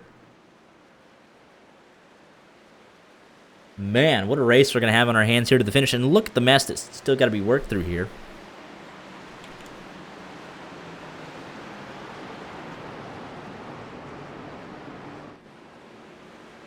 Just a little 3 wide there with McConville and Moynihan. Casual.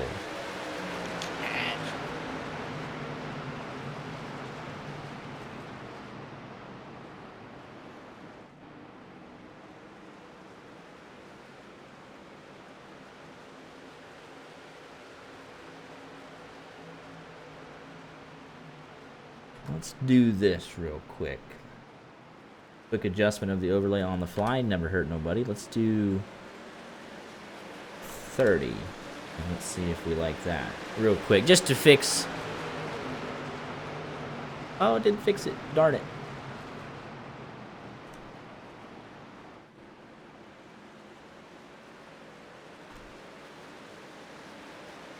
Ah, you're killing me, Smalls.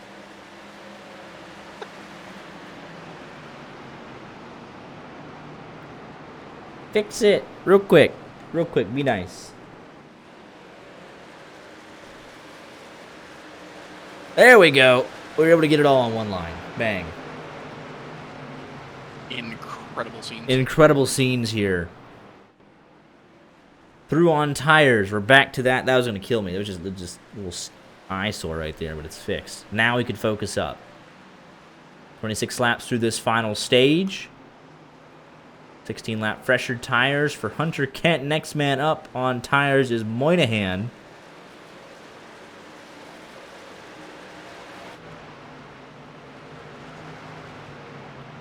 Hunter Kent closing in quickly.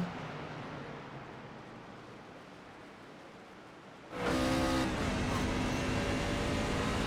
was a 10th and a half quicker last lap.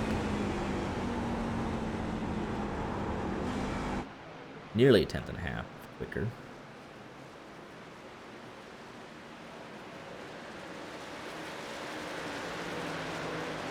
$1,300 quicker to be exact. And then on this lap, even larger. Nearly 0.2 quicker for Hunter Kent. And he knows he's probably had the quickest truck all night. And now he's got a tire offset that can help him further. There's 3 wide going into 3 here. But you just got to be smart about this pass. Don't burn his stuff up too much. Especially does not want to cause a caution. But look at all the mess that's back through this field.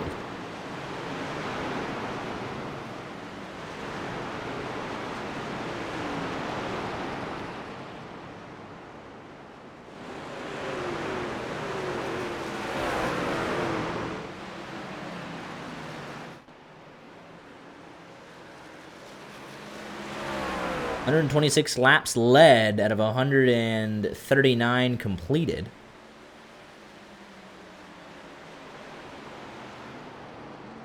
And he's on the hunt. He's looking for more. He's got a little bit of speed. Yeah. On Allen. 1.5 tenths faster that lap.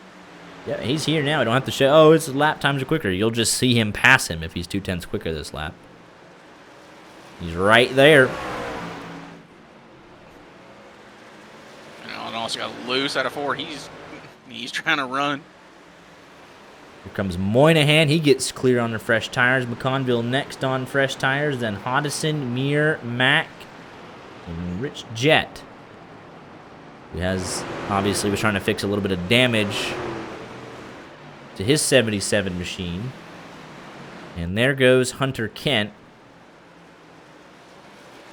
who will now hope and pray for no cautions the rest of the way.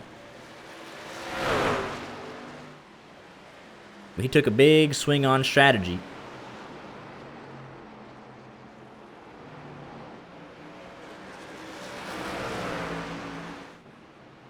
Also lost Steve Herring under that most recent caution. Third retirement of the race. Travis Minto 2 laps down. Nick Hansen 1 lap down.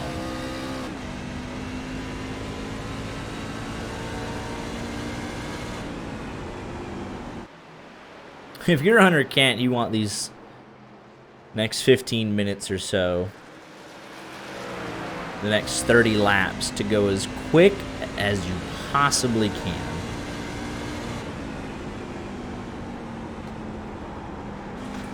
They were super clean in the first stage. 1 quick caution at the start of the second, and then 1 in the third.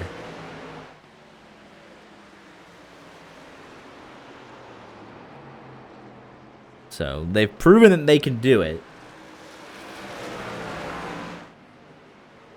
The further this goes, we get to a 10-lap shootout. The tire advantage will be just a huge in the other favor. And then we're going to more than likely get, not a new winner, but Bennett Allen's been the second best truck here tonight overall.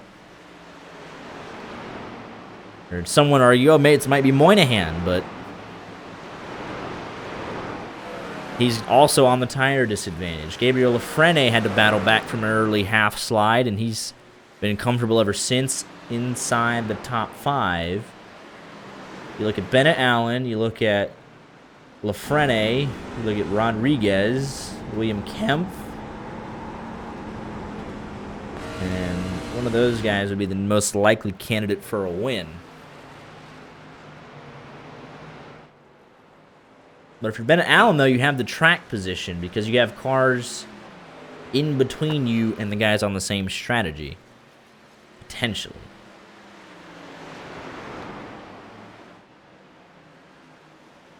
I just hope through all of this we would get, a potential Bennett Allen podium, get the interview. I just want to know what it is about, running that, middle and or low line. Like, if there's something with the truck where he's not comfortable, or if it's just not that fast to him, or if it's just his line, get that explanation. He is the best of the guys staying on track. Absolutely. And even then, every now and then, he cuts down to that apron for a good runoff. So yeah, it's not a surprise, though, that your top 6, highlighted in green, obviously signifying your playoff drivers. It's no surprise that they're there because they are in the playoffs. They have shown the most speed. They've been able to pick up wins. Or if not in the case of a win, been incredibly consistent. Diego Rodriguez, ever since the playoffs have started, he's been routinely one of the quickest non-playoff drivers, spoiling the party.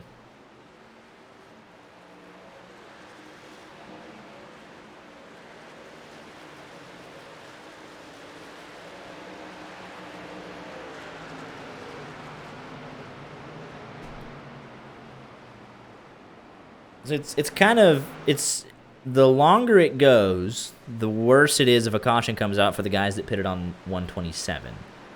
However, the longer it goes, I would say the less likely we have a caution as, everyone starts to get spread out.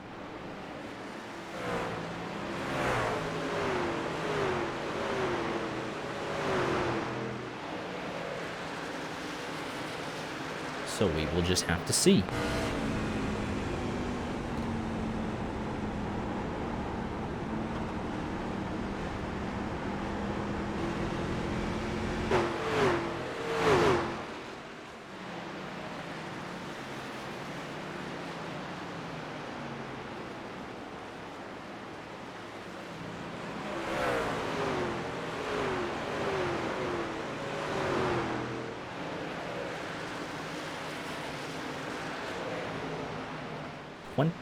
Five laps to go.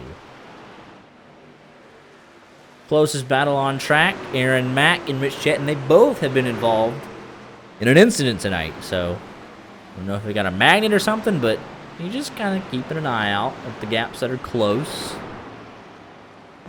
Nick Hansen had the self-spin off turn 2, which we've seen a lot of guys get loose off turn 2, so you look at somebody, hey, is somebody going to just spin out? Turn 2's been kind of the place to be for that. We had one where John Wilco had spun out off of turn 2 earlier in the race, and it did not get called a caution, so a little bit up to chance, perhaps.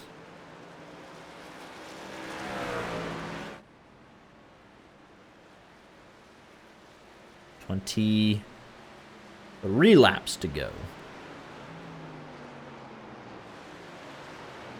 Moynihan and McConville, slowly creeping into the picture for P2. Yeah, they had to use their stuff up a little bit more to get through traffic, but they're about a tenth and a half quicker that last lap. So if that trend continues, they will get there. After I wonder if we see any desperation from Bennett Allen trying to fight to hold that spot.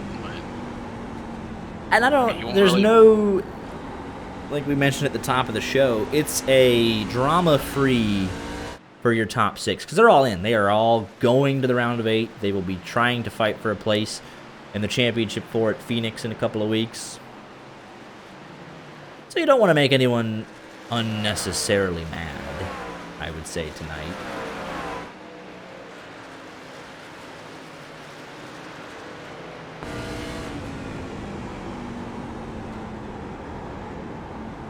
If you look at the round of 8, we're off this next week, September 30th. Then we come back for the Roval. Then we're off another week. Talladega Super Speedway in what will be the first Super Speedway since literally Atlanta in week 2 in February. You say what you want about Michigan, but inherently it's not drafting like Talladega is. So it's been a long time since we've seen it where truly anyone will get up there and run. And then the following week, October 28th, Martinsville, short track drama to end it. Then we'll go to Phoenix.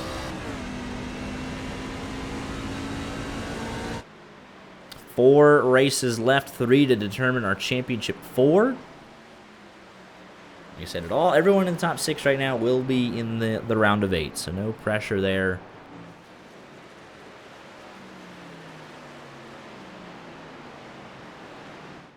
Coming to 18 laps to go.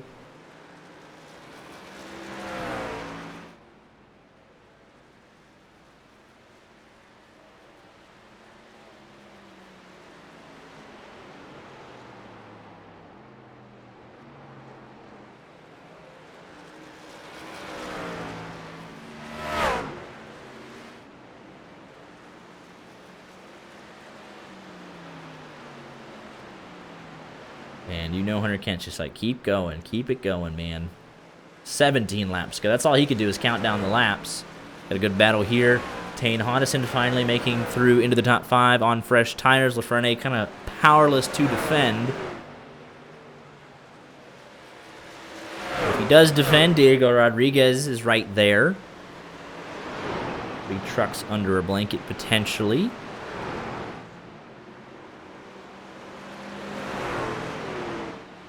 Good run from Hodison. They're still side by side. Fighting back on the older tires. Impressive from that 06. You'd think it'd just be a walk in the park once you got there. Being able to throttle up. Last pitting on 111. It's nearly a full stage run on those tires. But he's hanging tough, and here comes Diego Rodriguez. Onboard shot here. Hodison nearly got clear, but not quite. Oh, but a bobble from that 06, and he's trying to force it. He just stayed on that right rear. Not going to let him pull away.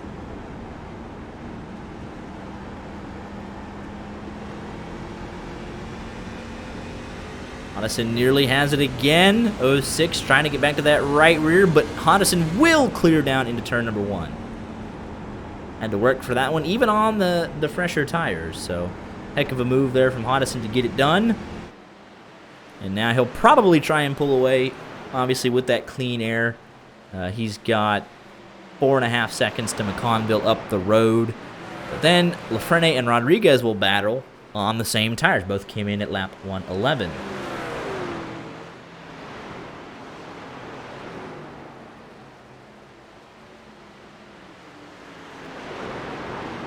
Hodison nearly 2/10 quicker that lap than the 06. So that clean air and those 16-lap fresher tires, a huge difference once you actually get on and get going. These two will be left to battle. John Wilco, Chris Claude closing in. Greg Hull's just up the road there. Rich Jett, William Kemp within a second of each other. And Moynihan trying to close. Travis Minto has crashed at the back of this field, and he is towed to pit road. No caution. I heard it. I'm desperately looking around, and there's just Travis Minto sitting on the backstretch. Man. Oh, it said he What was that? Thank goodness that didn't bring the caution out. I don't... Looked like it might have just gotten a little That was a loose weird on one. him, and I'm so thankful that didn't cause a caution. Yes, it'd be Could've chaos and it'd be funny, it'd be an entertaining finish, but that's like for that. Yeah. Might have been a technical issue. Yeah, because it kind of he was Well, it slowing was. down and he just took a hard left. I don't know. But say if you're gonna tow, just complete the extra half a lap, go on a pit road, and just park it. But Diego Rodriguez making that move. trying to get sixth away. They are on the same tire strategy, so they'll have to be work pretty hard for this one. Everyone wants to hold it. And this is where you say if he just overcooks it by a couple of feet, he's going to try and slide up. And he'll take the position away. Power move there from the 21. Brandon Muir closing in. He took the fresh tires, and he might sneak a top 10 out of this.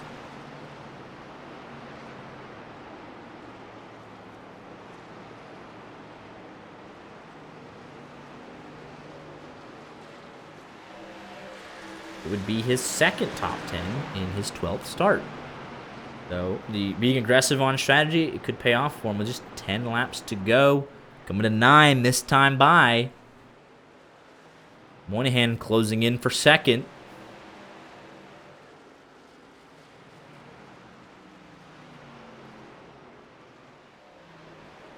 Conville a second back, just kind of minding his own business, knowing he's going to the round of 8.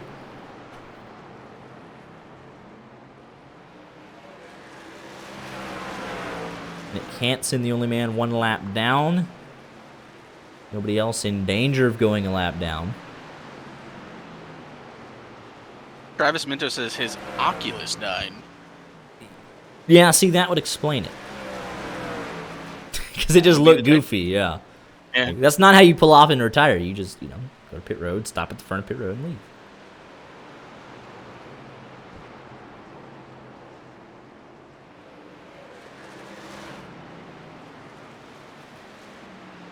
Coming to 7 laps to go, and we're just about here, man.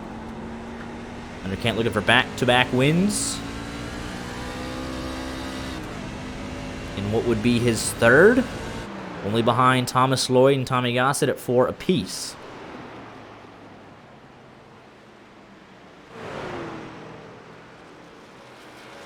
Had 12 different winners this season in 21 races. Pretty darn impressive still.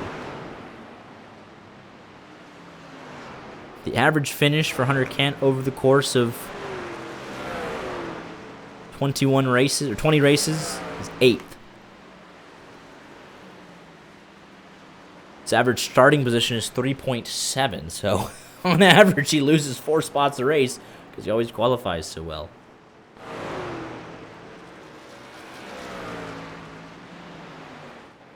I think Ben Allen's tires finally starting to hit that cliff. Moynihan, though, got loose underneath.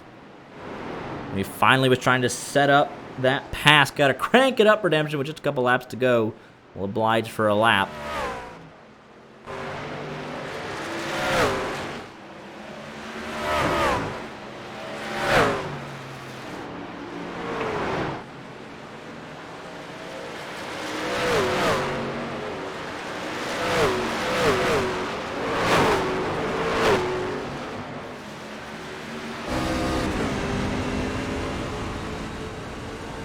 Have a good crank it up with just a couple laps to go. Moynihan nearly going to put the bumper here to Bennett Allen, but he knows, you would think he knows, if he causes a caution trying to get second, he'll finish a lot worse than second. So we'll see how he handles it. Hunter Kent probably doesn't want to see what he's seeing right now. Oh, and there he goes, and there it is. No.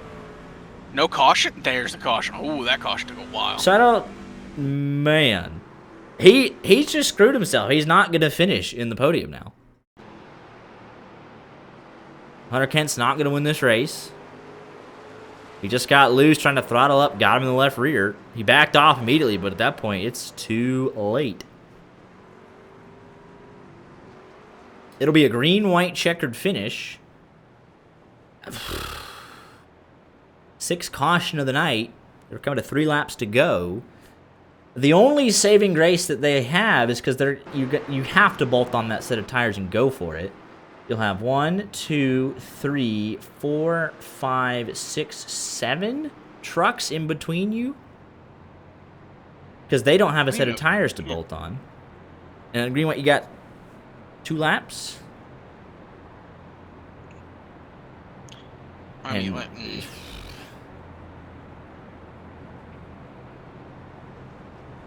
so yeah, I mean, obviously everyone that pitted at 127 is going to stay out on the racetrack. And Diego Rodriguez did not come in for some reason. And he has a set of tires. So that will only help. As Nick Hansen gets that lap back. There'll be 7 trucks in between Bennett Allen and Hunter Kent. Does anyone dare take right sides only, just trying to make sure they get off? Nobody there. It's going to be 4 tires for everybody. I would have expected to see at least one person. Somebody would have tried to jump it. I'm shocked that they didn't. But so here we go. I'm not sure I even believe this to be the right call. I mean, it's 2 laps. Well, here's the thing, though, right? If you restart behind them on 16-lap order tires anyways, you're guaranteed not going to win the race because Hunter Kent just checked out anyways. So now you have the fresh tires. You're in 8th. You have 2 laps. You got 2 miles. You'll be restarting on the outside. I think the outside gives you more flexibility.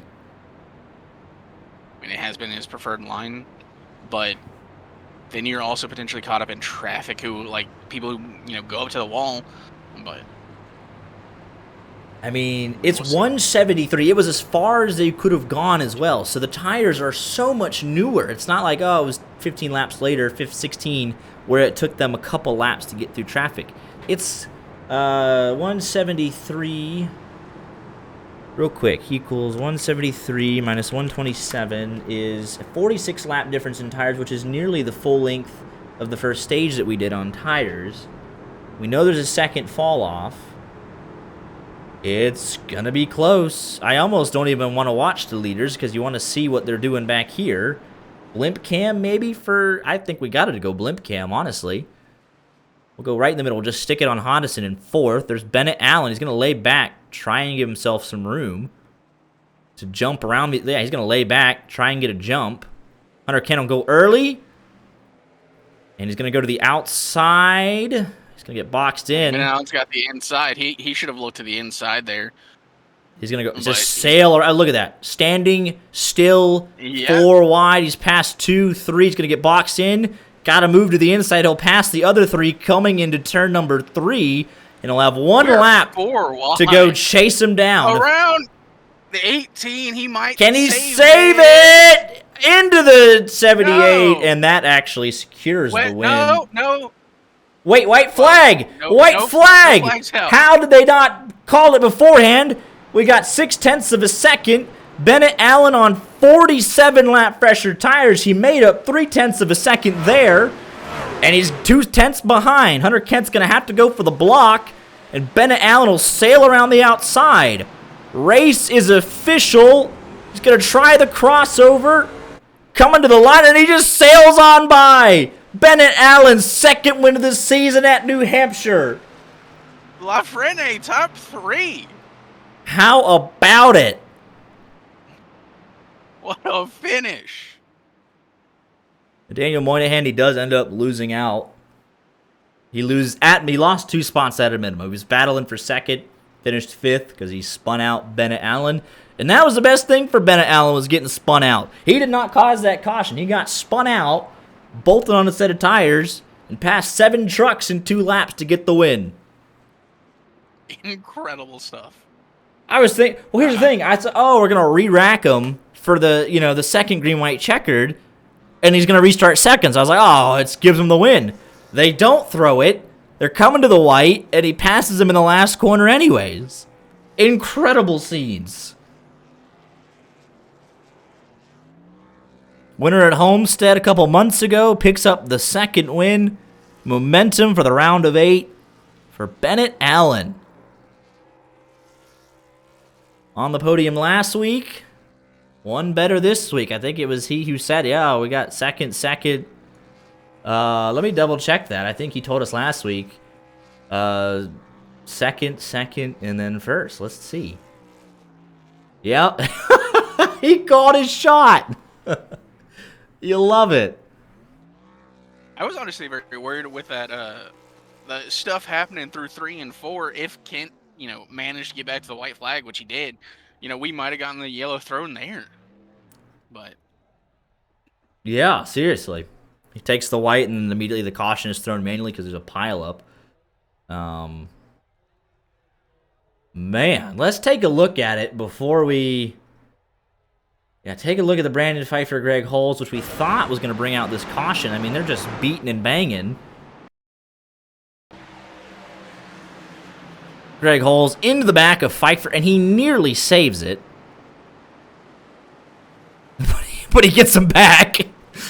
So, well, then he spins out again, so there's everybody involved. Just there's no real winners. But yeah, how does that not cause a caution? How is that not a caution? Take a look at Bennett Allen, too. Sails around the outside. That's what I said, the outside. Just like you can go to that fifth lane, and you just got the grip that nobody else has. And then it just barely opens up for him to cut down to the bottom. Rodriguez wasn't there. He was not boxed in. And then you just have so much more confidence. You can just roll the bottom. Honestly, 8 turned better than 4 if you make a little bit of contact. I don't think he did. It wasn't going to matter. Like, look at that. They're just wrecking in the back. iRacing does not throw it. Hunter Kent's leading. He's going to try and route the bottom. It's only some. I mean, he made up 3 car lengths in one corner. You knew he was going to get there. It was just a matter of what happened when he did. He backed it up. Hunter Kent tries to block the middle. He tries to just, park it on his nose, make him check up, but he's able to just point towards the bottom and just accelerates back to the throttle. Kent got a little loose. And Bennett Allen wins this sucker, man. That is incredible. This would be like one of them. Like if we did the Jeff Gluck polls, that gets an immediate boost just because the finish was that. Really right. All right. We've kept him waiting long enough. Here with your race winner, Bennett Allen, and you, my friend, called your shot last week. You said I got 2 seconds, so the pattern next week gonna be the win. And sure enough, you're here in victory lane. Congratulations. Thanks, guys, man. I can't believe I won this thing. I thought for sure we'd have a yellow a little bit sooner, and we didn't. And I was just battling so hard to keep second because I thought it'd be funny to be like Sheldon Creed and just finish second for 3 weeks in a row. And I was pinching Dan really hard on the inside. That I knew he was gonna get loose, trying to get the power down to get to my left rear corner. And so I just tried to pinch him as hard as I could. I was really easy on the throttle that whole last run. I think that's why I was able to keep up with those guys. And after I got spun, I was like, well, there's no shot, like, right? Like, there's no way. And then I saw that I was restarting the outside, and I was like, that's what I needed. Because there's a bunch of grip on that top line, but the track is just so tight, or like so flat. Like, you can't really go there unless there's a tire advantage. And so I just ripped the fence, and it worked. I got a really good run coming off of 2. And I cleared Diego, and so I sent it 3 wide. I doored Dan just a little bit center of the corner. He was kind of pinching me down too. Just it's hard racing, it's short track racing really, and I just can't believe I got to Hunter. I didn't think the speed was going to be that different, but it was, and yeah. Yeah, so it was weird because we had the strategy split in the last stage. Initially, those guys came at you with about 16 lap pressure tires. You guys pitted on lap 111. They pitted at lap 127. So they kind of gradually get by you a little bit. But this came out. We were coming to 3 laps to go. The caution comes out. It's a 47 lap difference in tires. So like you mentioned, able to go places that other trucks couldn't. You pass 3 cars up top in turn 1. Down the back, you just barely cleared Rodriguez, able to make that move to the bottom, cleared 3 more, and then it was just chasing after Hunter there on the last lap, and the fresher tires able to point it towards the bottom and beat him back to the line. But that was a thrilling one. Say, hey, that's the best thing that happened. I got spun out, and that helped me win the race. That's The spin and win, baby. that's what we'll call it. But yeah, that was great. Second win of the season. Some momentum heading to the round of 8. I get a week off, go to the road course. But congratulations on the victory, and we'll let you get any shout-outs in if you have any. Yeah, as always, huge thanks to you guys at YJ Media for broadcasting. It's the only broadcast we got going on in the league right now, and so all of us, all the drivers, really do appreciate it. It makes us a little bit more fun for us, and we can show it to our friends and family. So huge thanks to you guys, and also huge thanks to Outlander Speed Co. Man, they're making really great setups every week. Their truck sets, in my opinion, are the best out of the 3 series. I mean, me and Mike both finished in the top 5, and I mean, I won too, so. That's huge, and so huge thanks to them, and of course B-Blaze Vintage and JCTV, 2 of my really good buddies that I've known for over 5 years now. So always good to get a win. I know it really doesn't mean anything in terms of playoffs, but it's that 5 extra playoff points that I was going after. That was my only goal all race, was to get more playoff points. I get a bigger gap going in the Roval, and if you ask around the league, people know that I'm pretty darn good at road courses. So I feel like I have another shot coming up in a couple weeks. Absolutely. Looking forward to it. Yeah, it's going to be a wild round of 8. We got the road course, and then we go to the Ultimate Wild Card in Talladega, and then go to the paperclip. So, yeah, definitely going to be a wild one to determine the championship 4, but looking forward to it, and we'll see you in 2 weeks at the Roval. All right. Thanks, guys. Hunter Kent has not joined the waiting room. I'm not sure what that's about. Do you want me to just drag him in anyway? You go talk to him. I'll do the third place interview. See what his you Right. Mike, you go bully Mike McConville or something about the Giants. I don't know. Oh, there he is. All right. Maybe. Okay. All right. Here with your runner-up tonight, Hunter Kent, a tough one. Went aggressive on the strategy and needed just 2 more laps to make the race official. Ultimately, that was out of your hands tonight, but dominant truck, the best truck of the night. Just didn't have a set of tires to hold off on the end. Gave it your best shot, but came up just a little bit short tonight.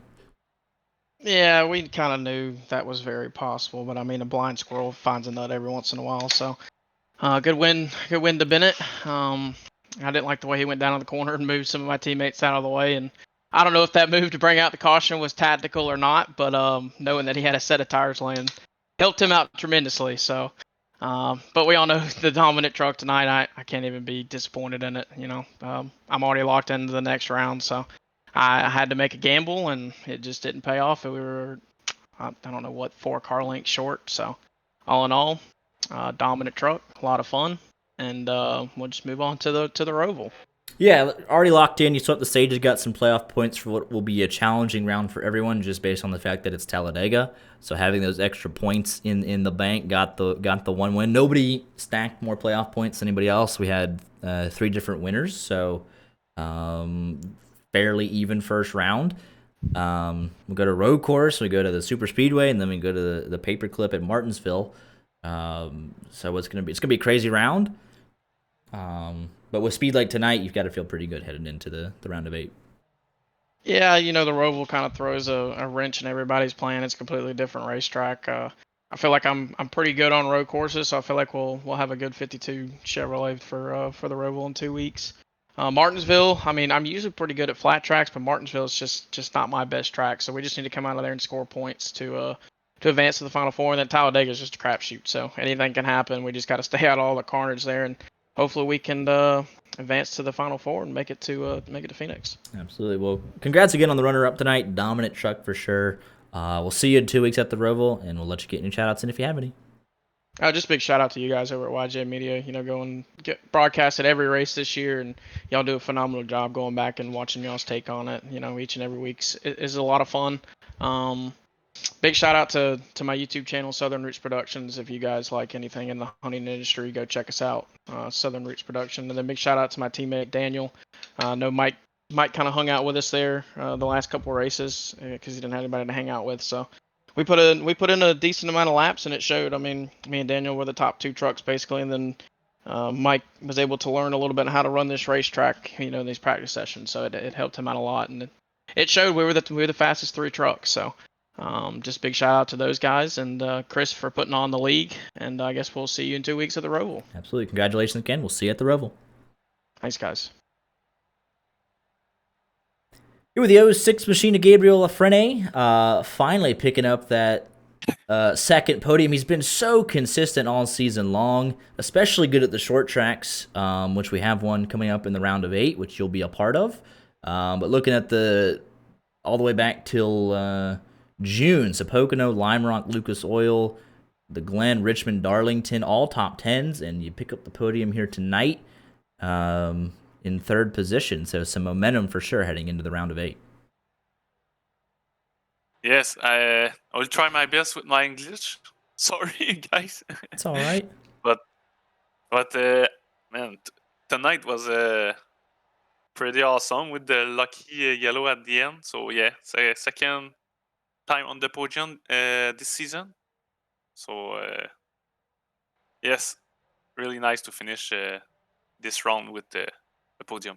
Yeah, absolutely. Saw you get a little loose early on in the race, fell back a little bit, but no damage, able to battle back, keep the truck clean, and like you said, getting that extra set of tires at the end and being able to pass some people. So picking up that podium, and then Martinsville, where you had that second place finish back in the spring, ran super well there. So I know you're looking forward to that one in the round of 8 in a couple weeks. For the truck, I just do a little adjustment at the end, and with the new tires was really awesome. On Roval, I can do a good result, but the race of the next round, I hope to be in the 4 for the final. Absolutely. Well, congratulations on the podium, and we'll let you get any shout-outs if you have any. Thanks to you, the broadcast, Chris Claude, for all the awesome job they do with the league, and my teammate Claude and Sylvain, all the season, pretty awesome. Absolutely. Congratulations again, and we'll see you in 2 weeks at the Roval. Perfect. Thanks, guys. What a wild race. Art, any final thoughts? I mean, No? Anything that we haven't said? no, it really spoke for itself there at the end. It was a good race. Of course, we know it's obviously easy to say, who was the most dominant truck from the truck that led the most laps and was consistently out front. Just, happenstance. Yeah, just the strategy. A little bit of the wrong strategy, yeah. Mm-hmm. Not necessarily the wrong strategy, just, the unlucky strategy. Right. But that's racing. Yep. I mean, like he mentioned too, you feel good about, where you're at as a competitor, knowing how many laps you led tonight, how much speed you had. So it's, I just missed the strategy a little bit. But the other half of the field, it's just what it is. So we'll be off next week, but highly recommend going to check this out for sure. Let us know what you think of the new overlays. I think they're fantastic. But yeah, we'll be back for some road course racing to kick off the round of 8. Mike McConville's quaking in his boots right now at a road course to open up the round of 8. But Bennett Allen getting the win, just about 0.4 of a second. Lafreniere was right there. He would have been second with one more lap. So yeah, William Kemp with a top 10. Diego Rodriguez keeps his momentum with another top 10. Good result for Claude Furlan. Brandon Muir with his second top 10 of the season. Good result there. Aaron Mack able to battle back to 11th after some damage earlier in the race.